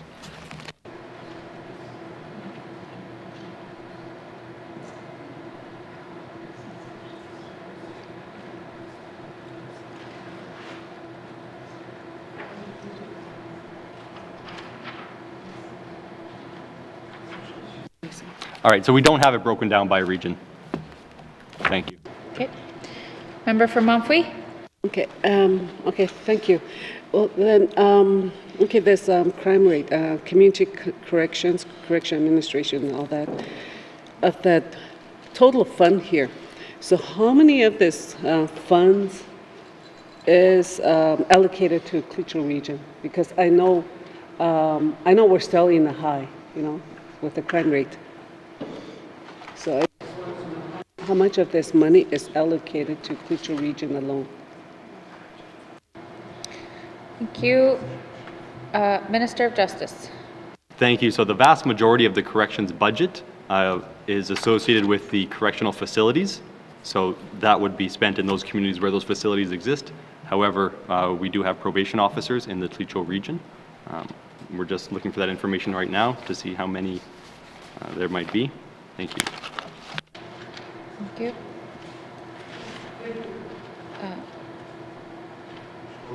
Okay, just Thank you. No, the reason why I asked too is that because in June, when we went to YELLOWKNIFE, since the all-season road opened, the crime rate increased. And they don't have, I've been advocating for more jobs to be decentralized. We only have one probation officer in Klitschko region, and which is the position is in Betcheko. I think YELLOWKNIFE needs another one, like we need another probation officer because to deal with the people, and the one person that we have is overworked. So I just want to know if there's any commitment from the Department of Justice or from the department, if they're going to create a position in, or another position in Klitschko region, specifically. Just for the sound people, if you could just end, because we got to pick up on the mic, so just say thank you or something just to close so that he knows when to switch the mic. Minister of Justice. Thank you. So there are two positions in the Klitschko region, two probation officer positions, and they're both in Betcheko, and we don't have a plan right now to create a position in YELLOWKNIFE. Thank you. Thank you. Member for Montfouet. Well, I just said that they should create a position in YELLOWKNIFE, so that way people can work with their, deal with the, work with the people over there in that community, because the two, yes, in Betcheko there's over 2,000 people there, and the last in January when they had the court. I know a lot of our young people's name were on the list, and it's sad, and a lot of these young people, there's a lot of good people, but everything involves drugs and alcohol. So if we do have more position, we have more people working in the region, then we can eliminate, or we can deal with the problem as it arise. So that's why I'm just asking that if we can have, if there's more position situated in Klitschko region, I'm sure most of these crime rates will reduce because they're dealing with it, they're working with the people. They're working with the young people because it's mostly the young people. And just like my colleague said, it's some of the people are returning, when the fall time comes, it's the same old people, and then it's like, we got to do something, we got to do more for the people, and I just wanted to see more jobs transferred to Klitschko region from the North Slave, and, even in N.W.T, they need something over there too, for their own security. That's what the people are asking for, is that they need something from the police. They ask for it. They ask for a police station. We have a visiting police. They come to the community, but they announce, that they're coming. And then they come on Monday after weekend, after everything, all the event, everything happened. So it's like they don't need them on weekdays. That's what I was told, that they need them on weekends. That's the busiest time. So. But no, we're talking about correctional, so I just want to know that, so there's two things. We want more jobs to the Klitschko region, and a station, an RCMP stations in N.W.T. Thank you. Thank you. Minister of Justice. Thank you. So I'll be happy to talk about policing once we get to the section on policing, and to the member's earlier point about more probation officers and more people to work with individuals who need assistance. I don't think there's any denying that, if we had more social workers, more caseworkers, more counselors, more teachers, more everything like that, that we would be able to help people more. As it is, we are doing what we can with the resources that we have. Thank you. Thank you. Member for Montfouet. Well, the reason why that detachment has a jail, so it's correctional. So that's why I mentioned that, that's what they need. So that's why I said that. And then, we do need more jobs. And we need more programs and services. So a lot of these programs and services will help our young people, But right now we don't have much to go on. So what does the people do, the young people? They do the same old, and it's sad, we shouldn't have to be going through the justice systems to get the help that we need, and a lot of them are doing that. So thank you. Thank you. Are there wasn't really any questions in there, but do you have any other questions? Okay. Member for Trinidad-Willowday. Thank you, Madam Chairman, and I just want to thank the Minister and your colleagues for being here and to give us an update on your budget and everything else. So I don't really have a question to the budget, but I have a couple. I want to frame this way here. When I go through your budget, though, I'm just trying to understand what you guys are really doing as a justice overall. But what came to mind as I was going through this document is that, I guess when I think about residential school, federal day school, all the trauma that's been happening to the people here in the Northwest Territories and throughout Canada, there are the Royal Commission report, there's UNDRIP, there's Truth Reconciliation report. So I'm wondering, we have a huge undertaking here in the north, and especially in your department, and we could see the impacts and in the facilities, etc. here. But I'm trying to see a way how we could maybe, as a government, maybe through the Premier and your department, look at how we could maybe try and work with all the Indigenous governments and come up with maybe a separate department or something to that effect under the Justice Department to really look at how can we come up with a plan to address a lot of these issues that we're having. And we know that you're limited in terms of money for your department, but when you really take a look at this whole initiative from the federal day school and residential school was stemming from Government Canada. So is there a way where we could maybe try to figure a plan and maybe work with Cabinet and going into the next government somehow and work with Indigenous governments to come up with a plan to tackle this? Because we can't bear all the costs to undertake the problems that we're having today in the system, but I think Canada is going to have to step up and really take a look at. There's a lot of reports, a lot of work has been done under the Royal Commission, like I mentioned, Truth Reconciliation Report, and including UNDRIP, and it talks about the clarity and some of the roles, responsibilities, etc. But anyway, it's kind of an open statement and a question. Maybe the Premier, the Minister could maybe talk about that briefly and see if there's room for maybe bringing this forward, maybe into the next government. Thank you. Thank you. Minister of Justice. Thank you, and we're always open to partnerships. Justice is not really the department best suited to deal with people's housing issues, addictions issues, things like that. While they're in the system, we do have programming, but once they're out of the system, they're out of the system. And so we really do need partnerships. We need to work with Indigenous governments. We do have programming or program dollars that we provide to Indigenous governments. The Men's Healing Fund was one of those. There are initiatives across Canada, Indigenous Justice Institutes, things like that the federal government is supporting that we are looking into as well. So the federal government has been moving in a certain direction with some of these things, and so I think there is opportunity there. We could reach out to British Columbia and see what they're doing, because I know they've recently instituted some of those. So yeah, there are creative solutions that we can do.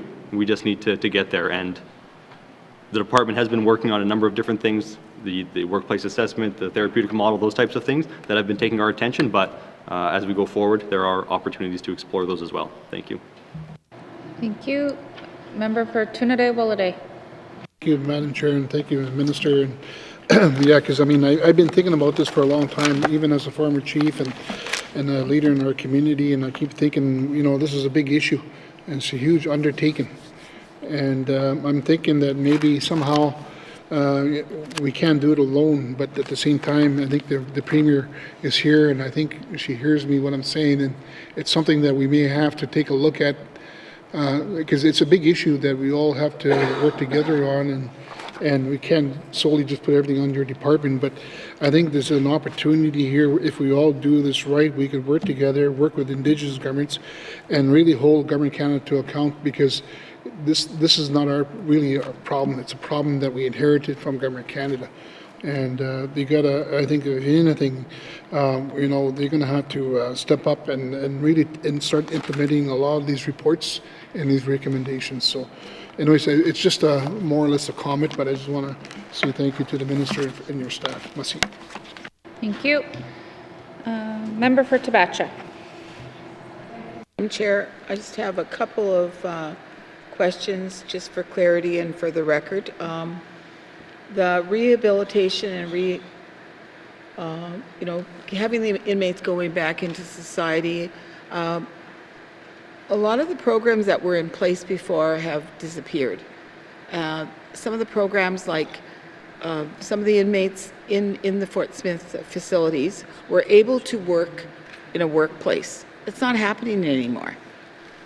And I'm wondering why that was taken away. They used to go clean all the yards for all the seniors, and all these other smaller things, and it happened for years. Then all of a sudden, it disappeared. And I'd just like to see some of that programming come back into the facilities, so that the facilities that are situated where they are have a better understanding of most of these offenders have records, but it's repeat offenders, and most of them are Indigenous. And trying to get them back into society that's one of the ways we do it. Make work programs, and with the shortage of common work, whether it be working at Tim Hortons or pumping gas for Petro or anything, I think we have to start encouraging that program to come back to the facilities. Thank you, Madam Chair. Thank you. Minister of Justice. Thank you, and I believe in the members community in particular, there's been increases in the security classifications of the inmates who are there, and those who are lower security classification are now going through the therapeutic model. And so definitely in that model there are opportunities to do what the member is talking about. We have to take into consideration the fact that there might be a business who shovels people's driveways, and so they don't want to compete with government labor essentially that is being offered at no charge. So there are those things as well, but I agree with the member. You can't just put someone in a cell and expect that once they get out, they'll be, their problems will magically have disappeared. So we do need to work with them, and that's one opportunity. So thank you. Thank you. Member for Tabacha. Madam Chair, I don't know if this is the place to bring up, but there's also got to be an opportunity to wipe off some of these records. Some people are sitting with a minor offense that happened like 30 years ago, and it's still on their record. There has to be a mechanism within justice to ensure that people have clean records after that many years. People make mistakes. Everybody makes mistakes in life. Not everybody has to go before the justice system. There has to be a mechanism within justice, especially for offenders that are just minor offense and happened like 30 years ago. I know a few people, even within Salt River, this has happened. And, there's no place to go except to go to maybe a lawyer, which they would never do. I'm just wondering if we could see a program that would promote getting rid of criminal records of individuals that are not at no risk to the public. Thank you, Madam Chair. Thank you, Minister. Thank you, Madam Chair. So for people who are in the system, their caseworker can help them with those types of things. It's application-based. It's under the federal government, so it's not the Department of Justice who would be doing that. And I can also say that the Department of Education, Culture and Employment, through the Income Assistance Program, will help people who don't have the funds to go through that process to get their record expunged. Thank you. Thank you. Member for Debacha? I'm sure that's it. All right, are there any further questions under corrections? Seeing none, please turn to page 303. Justice Corrections Operation Expenditure Summary 2023-2024 main estimates $39,344,000. Does committee agree? Thank you. We'll now turn to Court Services, beginning on page 307 with information items on page 308. Are there any questions under Court Services? Member for Great Slave. Thank you, Madam Chair. Madam Chair, just curious to know a little bit around how lessons learned during the pandemic with having some of the stuff move towards more virtual or having defendants appear remotely by camera, et cetera. Has there been an improvement to our system? I think a lot of us can see in other areas that COVID firmly, forced us to upgrade and become, evolve quicker in our work. So I'm just wondering how any of this has translated into court services for the Northwest Territories. Thank you. Thank you. Minister of Justice. Thank you. And during COVID, the member is correct. We did utilize technology much more often. We've provided more resources to the courts to help them manage this technology because the court, the judges and court workers aren't necessarily tech people themselves. There have been, I believe, video conferencing systems installed in the RCMP detachments across the territory so that people can appear virtually there.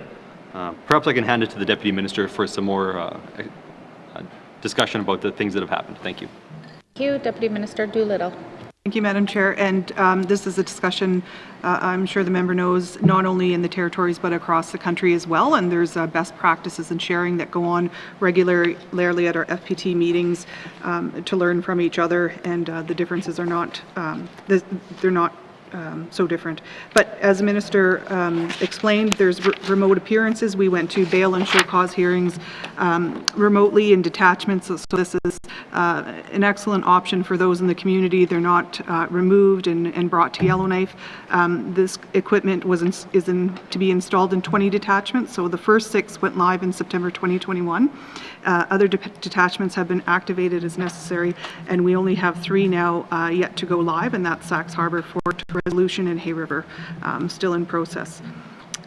We also have remote docket appearances that were circuits that were, I won't call it piloting, but we're trying out that system as well. So it's an alternating circuit where there's, not matters where a judge would need to see a person testify, give evidence, viva voce evidence, that sort of thing. So then maybe a facts and sentencing adjournment, that sort of thing, they can all be done remotely. So those are the 2 initiatives that we've definitely continued with and taken advantage of. Thank you, Madam Chair. Thank you. Member for Great Slave. It's like, I think I've got a few more minutes left. So I'm really glad to hear that we didn't just decide to kind of go backwards in time and that we are keeping up with some of these opportunities. And I think that's great if people don't have to travel when they don't need to. Is it safe then to assume that some of this upgrade then was in that, is the increase for the materials and supply costs for this unit? There's looks to be about $100,000 that was during the pandemic time versus last year's and this year or the upcoming year. Just curious to know if that's for that type of service. Thank you. Thank you. Minister of Justice. Thank you. I'll hand it to Mr. Bancroft. Mr. Bancroft. Thank you, Madam Chair. The member is correct there. We did, during the pandemic time, have considerable savings as far as travel costs go, as court wasn't operating as frequently. So we did take those funds and reallocate them to materials and supplies to be able to implement these digital improvements. Thank you, Madam Chair. Thank you. Member for Great Slave. Thank you, Madam Chair. And I guess just sort of more out of like a bit of a curiosity, is there any way, and I'm assuming this has probably been looked at in the FPTs and such, but that people could create a legal challenge around the fact that they weren't able to come in person to a sitting? Is there anywhere it impacts people's rights that they're only able to apply or come virtually? I'm just curious to know if it opens up the government to any sort of liability or challenge. Thank you. Yep. Thank you, Minister of Justice. Thank you. And so that would be the determinations that the courts are making for the most part. But I'm comfortable right now. That being said, with this rapid expansion of these types of appearances, who knows what we'll see in the near future. You get two lawyers in a room and you get 3 different opinions on what's legal. So it's hard to say. Thank you. Member for Great Slave. Thank you, Madam Chair. I'm not going to touch the lawyer comment. I'll keep my opinions to myself. Just looking around compensation and benefits. I note that, again, pre-pandemic or during the pandemic, we were at a much lower cost. We have increased. Is this the compensation for the judges, et cetera, that was recently approved? Is that why we're seeing such a large jump there? Thank you. Thank you, Minister of Justice. I'll hand it to Mr. Bancroft. Thanks. Thank you, Mr. Bancroft. Madam Chair, the 8 million that the member's seeing there is actuals during the last year of the pandemic, and we did have a number of vacancies within court services, and the jump to 11 that you're seeing in the far right-hand column is the budget going into 23-24. So here we're comparing the savings that we had during COVID times along with the budget, which just saw a very slight increase over last year to this year. Going constant. Thank you, Madam Chair. Member for Great Slave. Thank you, Madam Chair. So is that safe then to say, are we up to capacity then, and that amount is the amount we actually need for compensation and benefits? Or is there still vacancies and some of that money ends up freed up later? I'm just kind of trying to get a gauge if that's like the actual number for the compensation and benefits. Thank you, Madam Chair. Thank you, Minister of Justice. Thank you. I'll hand it to Mr. Bancroft. Mr. Bancroft. Chair, we are fully base funded for all the positions within court services. There will organically be vacancies in any organization, but we are fully resourced in that area. Thank you, Madam Chair. Thank you. Member for Great Slave. Thank you, Madam Chair. And I'm not trying to get super hung up on the numbers changing from the COVID year, because I do understand that a lot of that had an impact. Again, I sort of had the same question around the sheriff services. You know, there's a $400,000 increase from the COVID year to the next. And I'm just curious to know, again, is that just rebound from COVID, or is that an actual increase sort of in funding, if that makes sense? Thank you, Madam Chair. Thank you. Mr. Bancroft. Thank you, Madam Chair. Yeah, just the change there would be the downturn in court operations during the pandemic. Significant reduction in expenditure around travel, overtime for staff related to travel and court circuits, and yeah. Thank you, Madam Chair. Thank you. Member for Great Slave. And lastly, I guess just a quick question around contract services, which was the opposite of everything else I've been talking about and was quite much higher during the last year of the pandemic, dropped again post and then came back up. What sort of contract services are those? Are they around supports for the actual process there, or is it stuff that, you know, is helping with victim services, things like that? Thank you. Thank you. Minister of Justice. Thank you. So all of that work we spoke about earlier that would allow people to appear remotely, installing video conferencing systems, that accounts for that those funds. Thank you. Okay. All right, members, do we have any more questions under court services? Member for Hay River South. Thank you, Madam Chair. I'd just like to ask the Minister if the Hay River Courthouse is fully staffed, and what is the full staff complement that's required to operate it? Thank you. Thank you. Minister of Justice. Thank you. I believe the full staff complement is 8. I believe there are 5 court workers, and those are, I believe those are fully staffed. Or sorry, court officers. I've used the incorrect term for a couple of our positions. So I can hand it to Mr. Bancroft for some more detail on that. Thanks. All right, Mr. Bancroft. Thank you, Madam Chair. We have 7 positions in the Hay River Court Registry, made up of manager, an administrator, and 5 court officers. Thank you, Madam Chair. Thank you. Member for Hay River South. Thank you, Madam Chair. Hopefully this is the right place for this. I'm just wondering, how many JPs do we actually have available in Hay River? Thank you. Thank you. Minister of Justice. Thank you. I'll have to, I'm not sure if there's any right now, actually, but I can find out and get back to the member. Thank you. Okay. Thank you. Member for Hay River South. Thank you, Madam Chair. Can the minister tell me if that the caseload in Hay River is sufficient to warrant a, or to support a territorial judge at this time? Thank you. Thank you. Minister of Justice. Thank you. So when you're a territorial judge, you travel the whole territory and you hear cases across the territory. And so if the judges would want to set up in Hay River, then we can have that discussion. But it's currently up to the courts to make that determination. Thank you. Thank you. Member for Hay River South. Thank you, Madam Chair. And has there been any territorial judges that may be interested in coming to Hay River? Minister of Justice. Not to my knowledge. Thank you. Thank you. Member for Hay River South.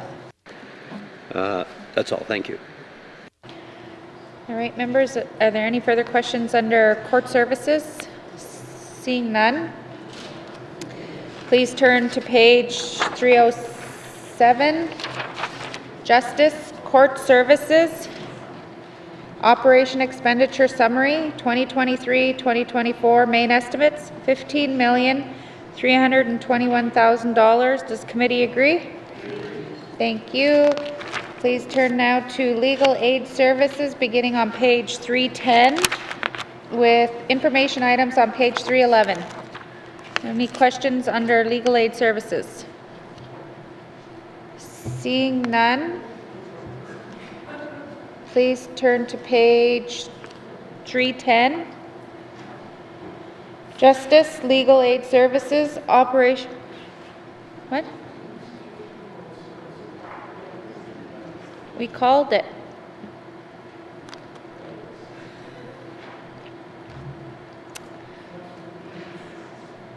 Well, do you have questions for Legal Aid Services? Because I'm calling that right now. Called that page. All right. Does committee agree we'll go back? Okay. Member for Frame Lake, pay attention. Calling it. Go ahead. So I'm trying to do triple duty. Okay.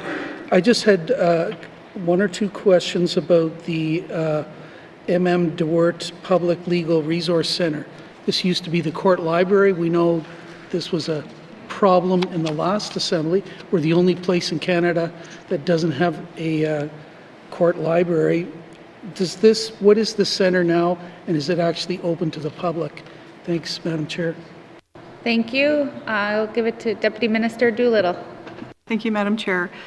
Yes, it is open to the public. It is in the courthouse. It's a resource center. We have been trying to work to find front space to combine some services for sort of an legal information center. That's been proving difficult to do that. We are still trying to do that, but yes, there is available to the public in the courthouse. Thank you, Madam Chair. Thank you. Member for Frame Lake. Okay, thanks. In my week off, I'm going to go over and check it out. Because I'd heard little stories about this being a cubby hole or a closet somewhere or something. So, and I do think that, look, if there's probably some efficiencies there, having some legal aid stuff next to it or whatever, in case somebody walks in there and bumps into a legal aid lawyer or something. But I think we can and probably should do better. But I'm going to go by in my week off and I'm going to check it out. Thanks, Madam Chair. All right. Any further questions or comments I think we've gone through everybody. So Justice, Court Services, Operation Expenditure Summary, 2023-2024 main estimates, $15,321,000. Does committee agree? Thank you. We'll now move to legal aid services beginning on page 310 with information items on page 311. If there are no questions, please turn to page 310. Justice, Legal Aid Services, Operation Expenditure Summary, Main Estimates 2023-2024, $7,991,000. Does committee agree? Thank you. We'll now turn to the Office of the Regulator of Oil and Gas Operations beginning on page 313 with information items on page 314. Questions?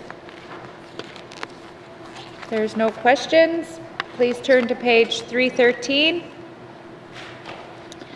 Justice, Office of the Regulator of Oil and Gas Operations, Operation Expenditure Summary, Main Estimates 2023-2024, $1,230,000. Does committee agree?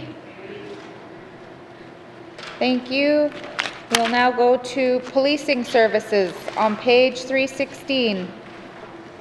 Questions?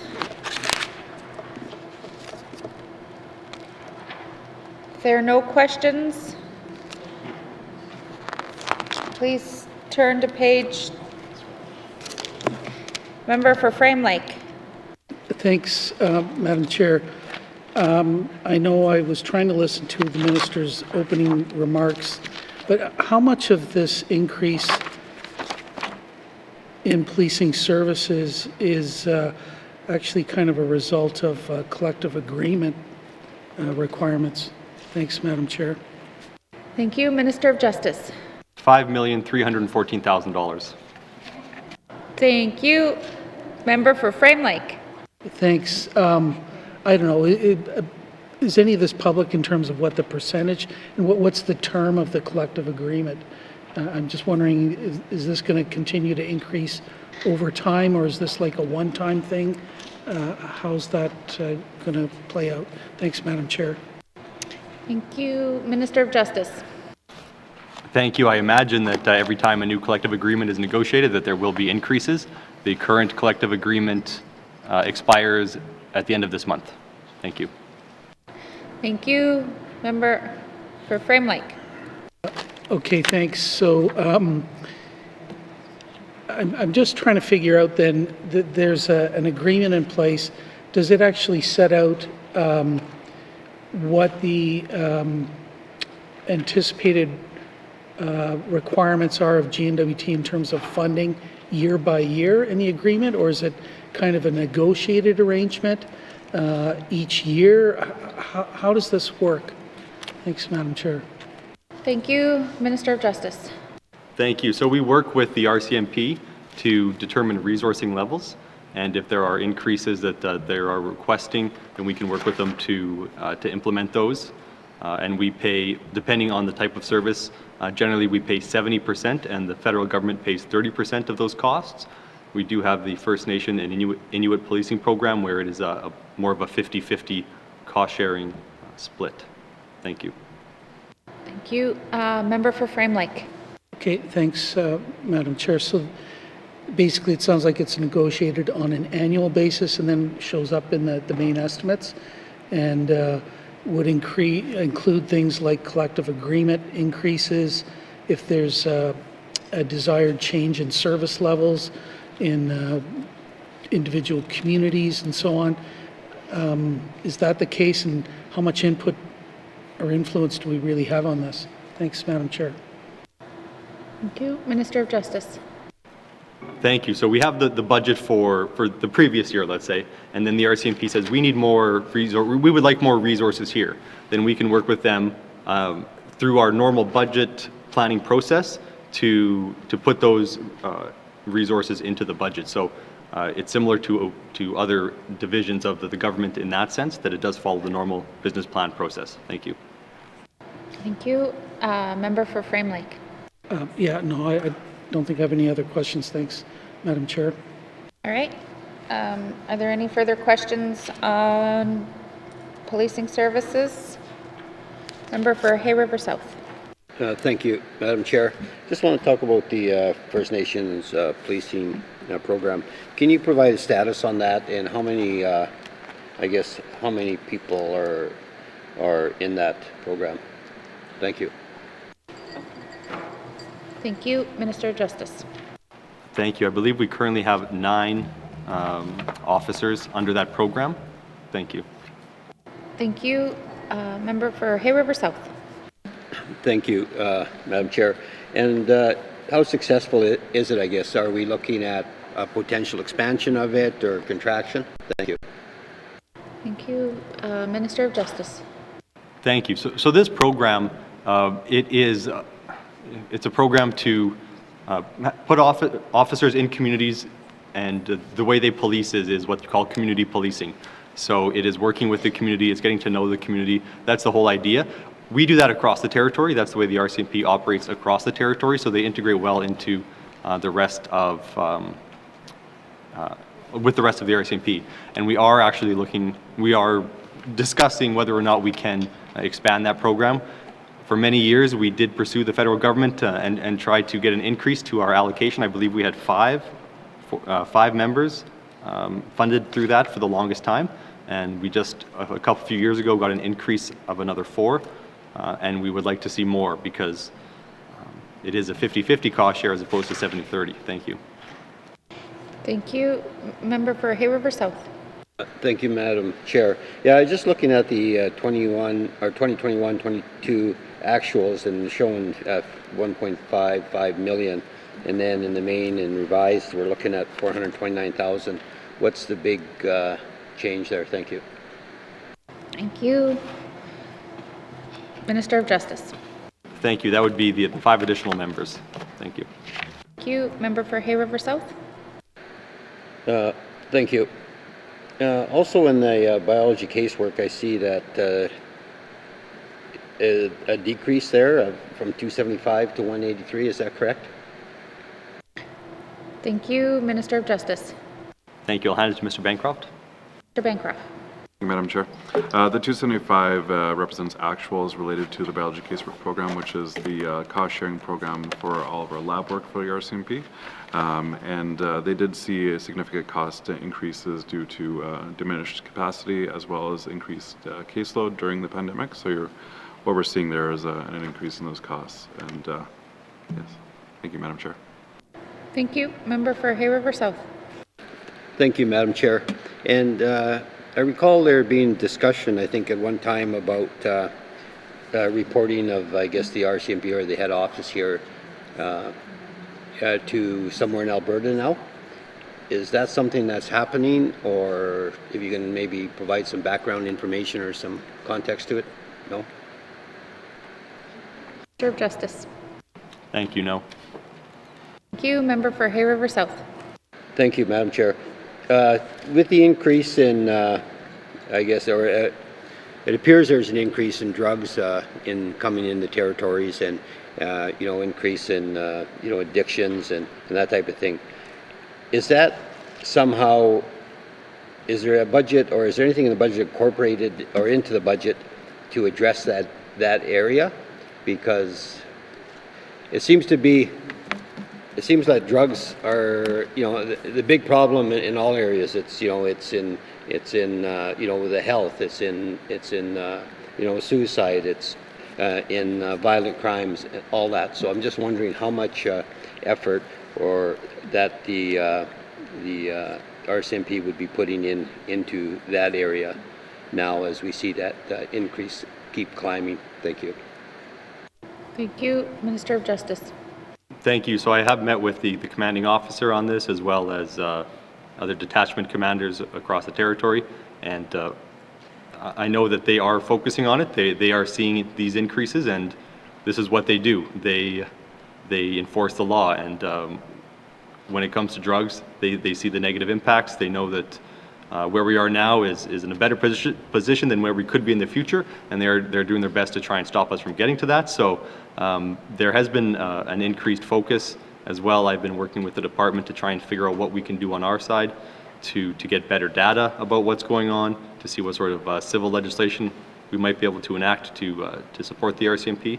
And I think that the member may have noticed an uptick in the number of drug busts that we're seeing. I know there was a long period in Hay River where we didn't really have a lot of those busts, but we have seen a few of them now. So it is indicative of increased drug use and increased crime, but it's also showing that the RCMP are taking it seriously. Thank you. Thank you. Member for Hay River South. Thank you, Madam Chair. Yeah, and it's good to see that we are getting drugs off the street. And one thing I think we are getting, hopefully, a little bit of uptake from the public as well. So do you see or do you hear from the RCMP, if we are getting more calls and from the public with respect to drugs coming in or potential drugs coming into the territories? Minister of Justice. Thank you. And no, I don't have the information about the number of calls or the number of tips the RCMP are receiving. I'm not sure they would even want to share that with us. But one thing they always do mention, and what I try to impress upon people as well, is that we do need the public to come forward with information. I think that a lot of the times the information that people bring forward is that, there's a drug dealer in that house.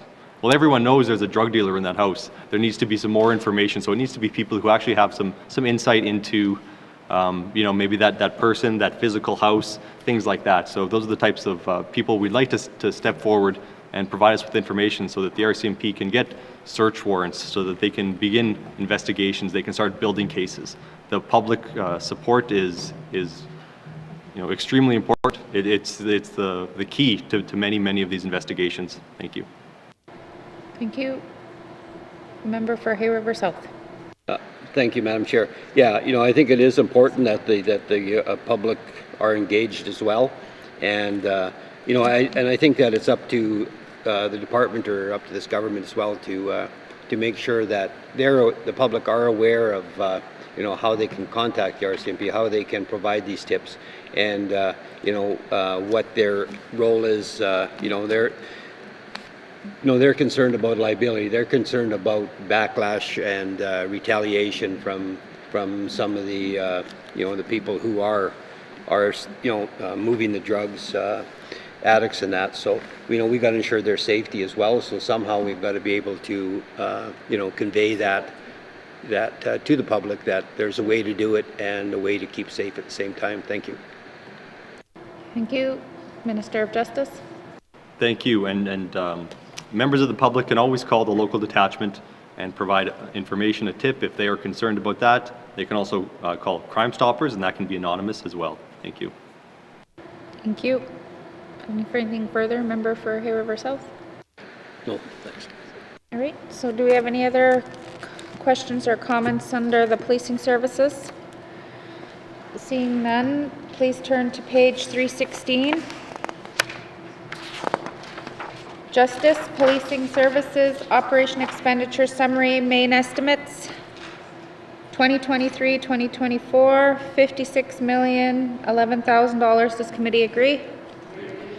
Thank you. We'll now move to Services to Government, beginning on page 318 with information items on page 319 and 320. Are there any questions under this section?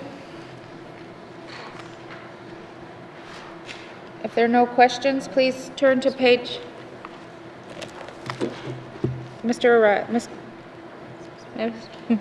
Member for Frame Lake. Thanks, Madam Chair. The rental office here... It's in Services to Public. Oh, which one are we on? We're on Services to Government. Oh, sorry, next one. So if there's nothing under Services to Government, please turn to page 318. Justice, Services to Government, Operation Expenditure Summary, Main Estimates 2023-2024, $13,446,000. Does committee agree? Thank you. Now we will move to Services to the Public, beginning on page 322 with information items on page 323. Questions? Member for Frame Lake? Thanks, Madam Chair. The rental office, just there's actually been a decrease over the last couple of years in their funding. And I just continue to get some complaints from constituents about sometimes, well, both on the rent, tenant side, but also on the people that own residences or leasing, but how sometimes it takes quite a bit of time for decisions. So do we conduct any kind of regular surveys of wait lists or time for processing applications to the rental office and the time, how long it takes them to render a decision and so on? Thanks, Madam Chair. Thank you. Minister of Justice. Thank you. Yes, the Office of the Rental Officer produces an annual report every year, and there are wait times in there. The last report that I reviewed stated that the time from an application to a conclusion that timeline can't be shrunk any further because of the timelines that are required for parties to provide documentation and things like that. So unless we reduce the amount of time that people have to respond, and thereby perhaps impacting the the administrative fairness, those times won't be reduced. We have seen a significant decline in the amount of time people are waiting since the last government, because in the last government it really was a bit of a crisis, but now things are running as quickly as they can while still being fair. Thank you. Thank you. Member for Frame Lake. Okay, no, thanks for that. I want to go on to integrated case management, and I know that this was the program where they had that return on social investment work, and I remarked earlier about how I thought that was a really good study and certainly showed the value of this. But where are we at with expanding this beyond Yellowknife? Thanks, Madam Chair. Thank you. Minister of Justice. Thank you. So what the member, I believe, is referencing is the Integrated Case Management Program. I couldn't recall if he said ISD or ICM, but integrated service delivery is an approach to delivering services. Integrated case management is supposed to be an integrated way to work with people who are accessing a number of different government services. It has essentially turned into a siloed program on its own, not necessarily integrated with the other programs or other services. And so we are working with other departments, having some high-level discussions about what we want to do going forward, because this approach, while the ICM team does great work, and they are really, we know they're saving the government money by helping these people they're working with, it's not necessarily what I would call integrated service delivery. So we're looking at how we can take an all-of-government approach on that, and so it's a bit of a, I would characterize it as a bit of a reset. Thank you. Thank you. Member for Frame Lake. Okay, thanks for that. Is part of that review going to look at expanding this function of integrated case management outside of Yellowknife? Thanks, Madam Chair. Thank you. Minister of Justice. Thank you. So, what might happen in the future, I can't say. I'm not necessarily supportive of the idea of taking a siloed program, replicating it elsewhere, and saying we're expanding, integrated service delivery. So, in that sense, I would say no, I'm not looking to duplicate this. However, there is a recognition that people do need that one window access, and I've heard a lot about it. I've talked a lot about it, and so we are examining ways that we can make that happen outside of Yellowknife. Thank you. Thank you. Member for Frame Lake. No, thanks for that. And yeah, for anyone who's listening or reads this, I really encourage them to look at the return on social investment study that was done. There's some great quotes in there from clients that have been assisted and turned their lives around and so on. And I guess it'll be one more matter for the transition report. Thanks, Madam Chair. Thank you. Are there any further questions from? No, nothing? Okay, member for Cam Lake. Thank you very much, Madam Chair. And Madam Chair, I wanted to talk about integrated case management as well. And I appreciate that my colleague to my left asked some of the questions that I had as well. But it actually led to a little bit of confusion for me. So I get that ICM is kind of a team of pathfinders that then go and take people kind of from door to door of government departments to help them access all the services they might need. Whereas integrated service delivery doesn't use pathfinders because the whole idea there is breaking down the silos between departments so that you don't need pathfinders. You actually have government able to work together. I get that. But in the questions that my colleague just asked, he asked, what's the plan for the future? And he was told there is no plan. And then in a subsequent question was told that the department is currently looking at ways to expand.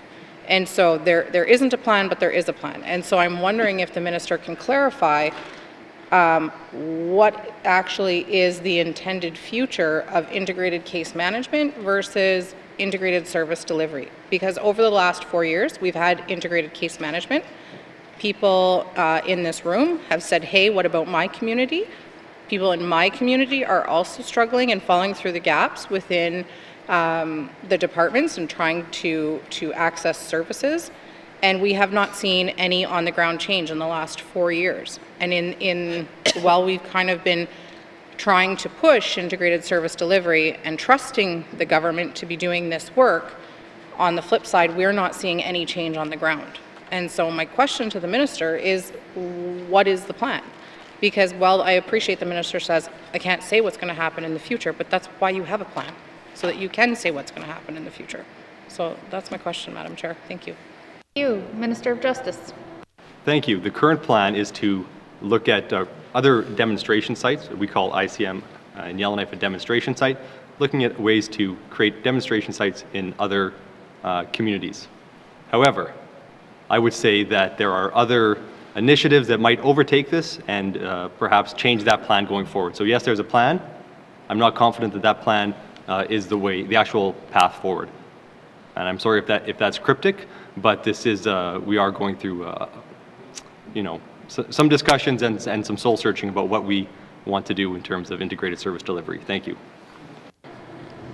Thank you. Member for Cam Lake.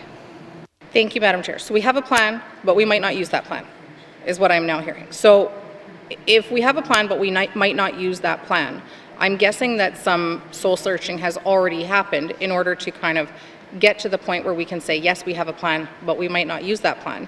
And so I'm wondering if it is the intent of this minister to kind of share with this House what lessons have been learned in the course of the last almost 4 years as this department has very much worked hard towards integrated service delivery, and I have nothing but good things to say about ICM and integrated case management. I've had the opportunity to work with them, with constituents. They've been nothing but amazing and helpful, but this is definitely something that needs to expand outside of Yellowknife. Thank you. Thank you. Minister of Justice. Thank you. I would love to see this in every single community in the Northwest Territories. I think that would be great if we had people that could, assist clients in need everywhere. So, thank you. Thank you. Did you have further questions? Okay, member for Cam Lake.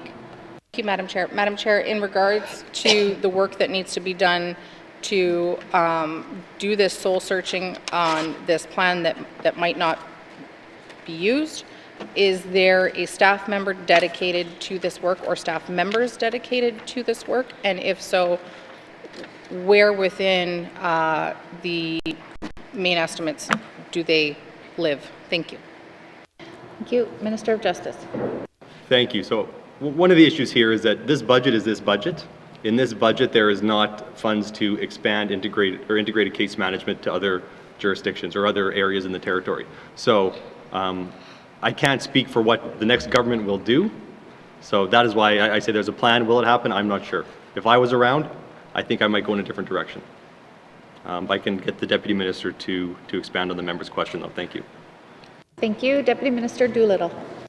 Thank you, Madam Chair. Yes, there is one person, a territorial director dedicated to integrated service delivery that is cost shared between the 7 social envelope departments. This person recently did some engagement with Indigenous governments in January and early February on, whether there is intent to partner and establish regional integrated service delivery sites to integrate services both offered by N.W.T and our partners. So this is something we're engaging with, and we're looking to have a report available later in April. Thank you, Madam Chair. Thank you. Member for Cam Lake. Thank you so much, Madam Chair. So, Madam Chair, the director, are they in directorate? Are they in community justice? Thank you. Thank you. Minister of Justice. Directorate, thank you. Member for Cam Lake. Thank you so much. I really appreciate that. And my next question is this work and this position best placed within the Department of Justice, or would it make more sense for this position and this work to be placed within EIA if the intent is an all-of-government approach that needs some teeth in order to move people in that direction? Thank you. Thank you. Minister of Justice. Thank you, and I've had a number of conversations with the member about this. I think that integrated service delivery is something that needs to be dictated from the top down. So I think that under the Premier's office, would be a fine location for that. However, integrated case management is with Justice, and the staff know how to operate that program. They've been doing a great job, and so that is why it is continuing to be in Justice in this budget. Thank you. Thank you. All right. No further questions from you? Okay. I just wanted, because we have to sit past the hour if we don't want to get finished. So I just want to see how many people left want to speak to this item, and so that way, if we don't have to make the motion to sit past, and then the staff, we can finish up this item. They don't have to come back tomorrow. So unless you want to do the motion now and then get it over and done with, and we don't sit, we don't sit. Okay. Well, member for Frame Lake. Merci, Madame la Présidente.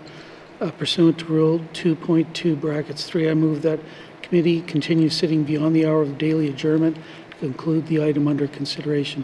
Merci, Madam Chair. Thank you. The motion is on the floor. The motion is in order and non-debatable. All those in favor? All those opposed?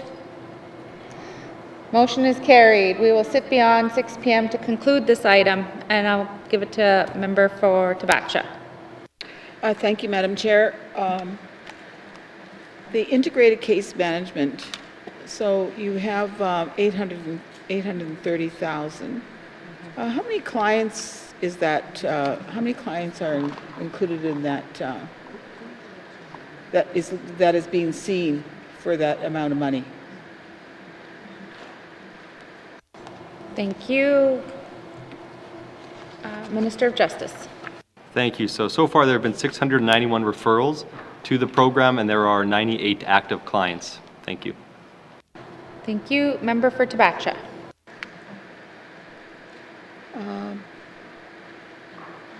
So, Madam Chair, how many staff are actually working within that integrated case management office? Thank you. Minister of Justice. Thank you. So in addition to the director, we have 4 pathfinders, and I believe there's also an intern. So that would be 5. Thanks. Thank you. Member for Tabacha. Okay. I like the term that was used by the minister when he was referring to the rental office, administrative fairness. That's a really incredible term. Administrative fairness is, with the rental office, it's mostly private people that are are being told that they have to keep people in their homes over a certain period of time, even though it's their home or their rental facility. But yet, we as a government don't follow that that whole situation when it comes to N.W.T housing. If someone is going to be thrown out, it's thrown out that day. Close all the windows and put them on the street, and they don't have no home to go to. So where is the administrative fairness when it comes to a rental office, when it comes to our own government? I want to ask the minister that. Thank you. Thank you. Minister of Justice. Thank you. So the Residential Tenancies Act dictates the rights and obligations of the different parties involved. I understand there are different provisions for the Housing Corporation than for private entities. I'm not sure if this is the appropriate time to speak to that legislation. We're not amending the legislation. There's no recommendations in front of me to amend it. So we're talking about the operations of the rental office, but as to the value of the act, the efficacy of the act, I'm not in a position to speak to it right now. Thank you. Thank you. Member for Tabacha. I think, Madam Chair, in the future that we have to look at this as a government because, you know, it's our own people that are being thrown out on the street just before Christmas. You know, and I had a case like that where there was a mother and a young girl, and they're couch surfing now. All the windows and everything in that house is all boarded up. No one's going near there, and there's no administrative fairness there. Administrative fairness means administrative fairness for everybody, treated equally when it comes to rental or anything else in the territory. And until we come to that point with this government and making sure that our own people are looked after properly, we're not doing our job. Thank you, Madam Chair. That's just a comment. I don't expect the minister to answer. Thank you, Member for Tabacha. Any other further questions from members under services to the public? Member for Hay River South. Thank you, Madam Chair. Just a quick question on the rental office. I guess I'm just trying to gauge their workload and how much of that workload is dedicated to dealing with the N.W.T Housing Corporation or housing N.W.T Corporation clients versus private sector. Thank you. Thank you. Minister of Justice. Thank you. I believe the last report I reviewed stated about 60% of the workload was related to the Housing Corporation. Thank you. Thank you. Member for Hay River South. Thank you, Madam Chair. I guess I'm trying to I'm thinking about, the amount of work that goes into I guess trying to evict somebody, and if the rental officer is putting a lot of time into the housing side of things and nobody's getting evicted or it drags on forever, I'm just thinking that we've got to make sure that we're putting the resources where it's actually resulting in something, and whether that's on the private side, make sure that they're looked after first, I guess, in the Housing Corporation second. If they're not evicting, then and the private sector needs a little bit more, more time. I would like to see, see that happen. And that's about, just a comment, I guess. It's just that I just see a waste of time if we're giving out orders and nothing's being done. And if we're giving out orders to the private sector and sometimes that private sector might be an elderly couple who own a house and they have to, they've got somebody in there for, 3, 4, 5, 6 months. They're waiting for, an order to come down because the rental officer is dealing with maybe Housing Corporation tenants instead. Thank you. Thank you. I'll take that as a comment. Are there any further questions under services to the public? Member for Montfouet. Yeah. With reference to rental office, I do have some constituents or some other people have been coming to me and saying that their arrears were garnished, but they haven't received any up-to-date information about how much they still owe, and they said they don't get nothing, they don't know, and they're still being garnished, and a lot of these people, they said they want to know how much they still owe, but there's no communication coming from the rental office or whoever we're supposed to be communicating with them. So I just wanted to know, like, what else is there? Like, how can the people who are affected by this get some information? Thank you. Minister of Justice. So this might be if the member's talking about public housing, then I would reserve that question for the Housing Corporation, because the rental office, I don't think they deal with those types of issues. Thank you. Thank you. Member for Mafwee. Okay, thank you. Okay, thank you. Yes, that's what, it's mostly housing they're being garnished, and even that office is not telling my constituents how much they still owe. And this is where they are left in the dark, that, they want to know, because it has an impact on them financially. They want to move forward, they want to do things, but, nobody's telling them anything. But it all comes down to it comes from here, from the rental office. So I just want to know whose responsibility it is to let these people know. So now that you're saying, N.W.T. That's not for this department. I think that's Housing Corporation. They don't deal with arrears or anything like that. They just, well, we're talking, if the rental office, like, it's the operations of the rental office under Justice, but it's not the, I'll give it to the minister to explain. Thank you. So yeah, that is not something I can comment on. That is not something in the purview of the rental office. If someone owes money to Housing N.W.T. and they go through the courts to get their wages garnished, that does not involve the rental office. So I can't answer these questions. They would be better posed to the Minister of Housing. Thank you. Okay, thank you. Member for Mafwee. Sorry about that. Yes, thank you for the information. It's good to know that, so I can pass on the information, and hopefully the Minister of Housing is hearing this and will let my constituents know how much they still owe, so they can move on with their life. Another one too is that, I don't know if somebody asked this already, coroner office. There's an increase, and I just want to ask, how many coroners do we have in the Northwest Territories?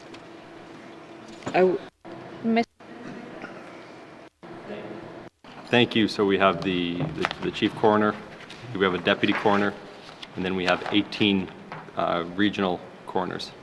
Thank you. Thank you. Member for Mafwee. No, I just wanted to ask about that because I know we do have one in Bichico, and it's good that there's 18, but it's such a huge increase, so there must be a lot of activities that's happening, and it's a high need, to have that much.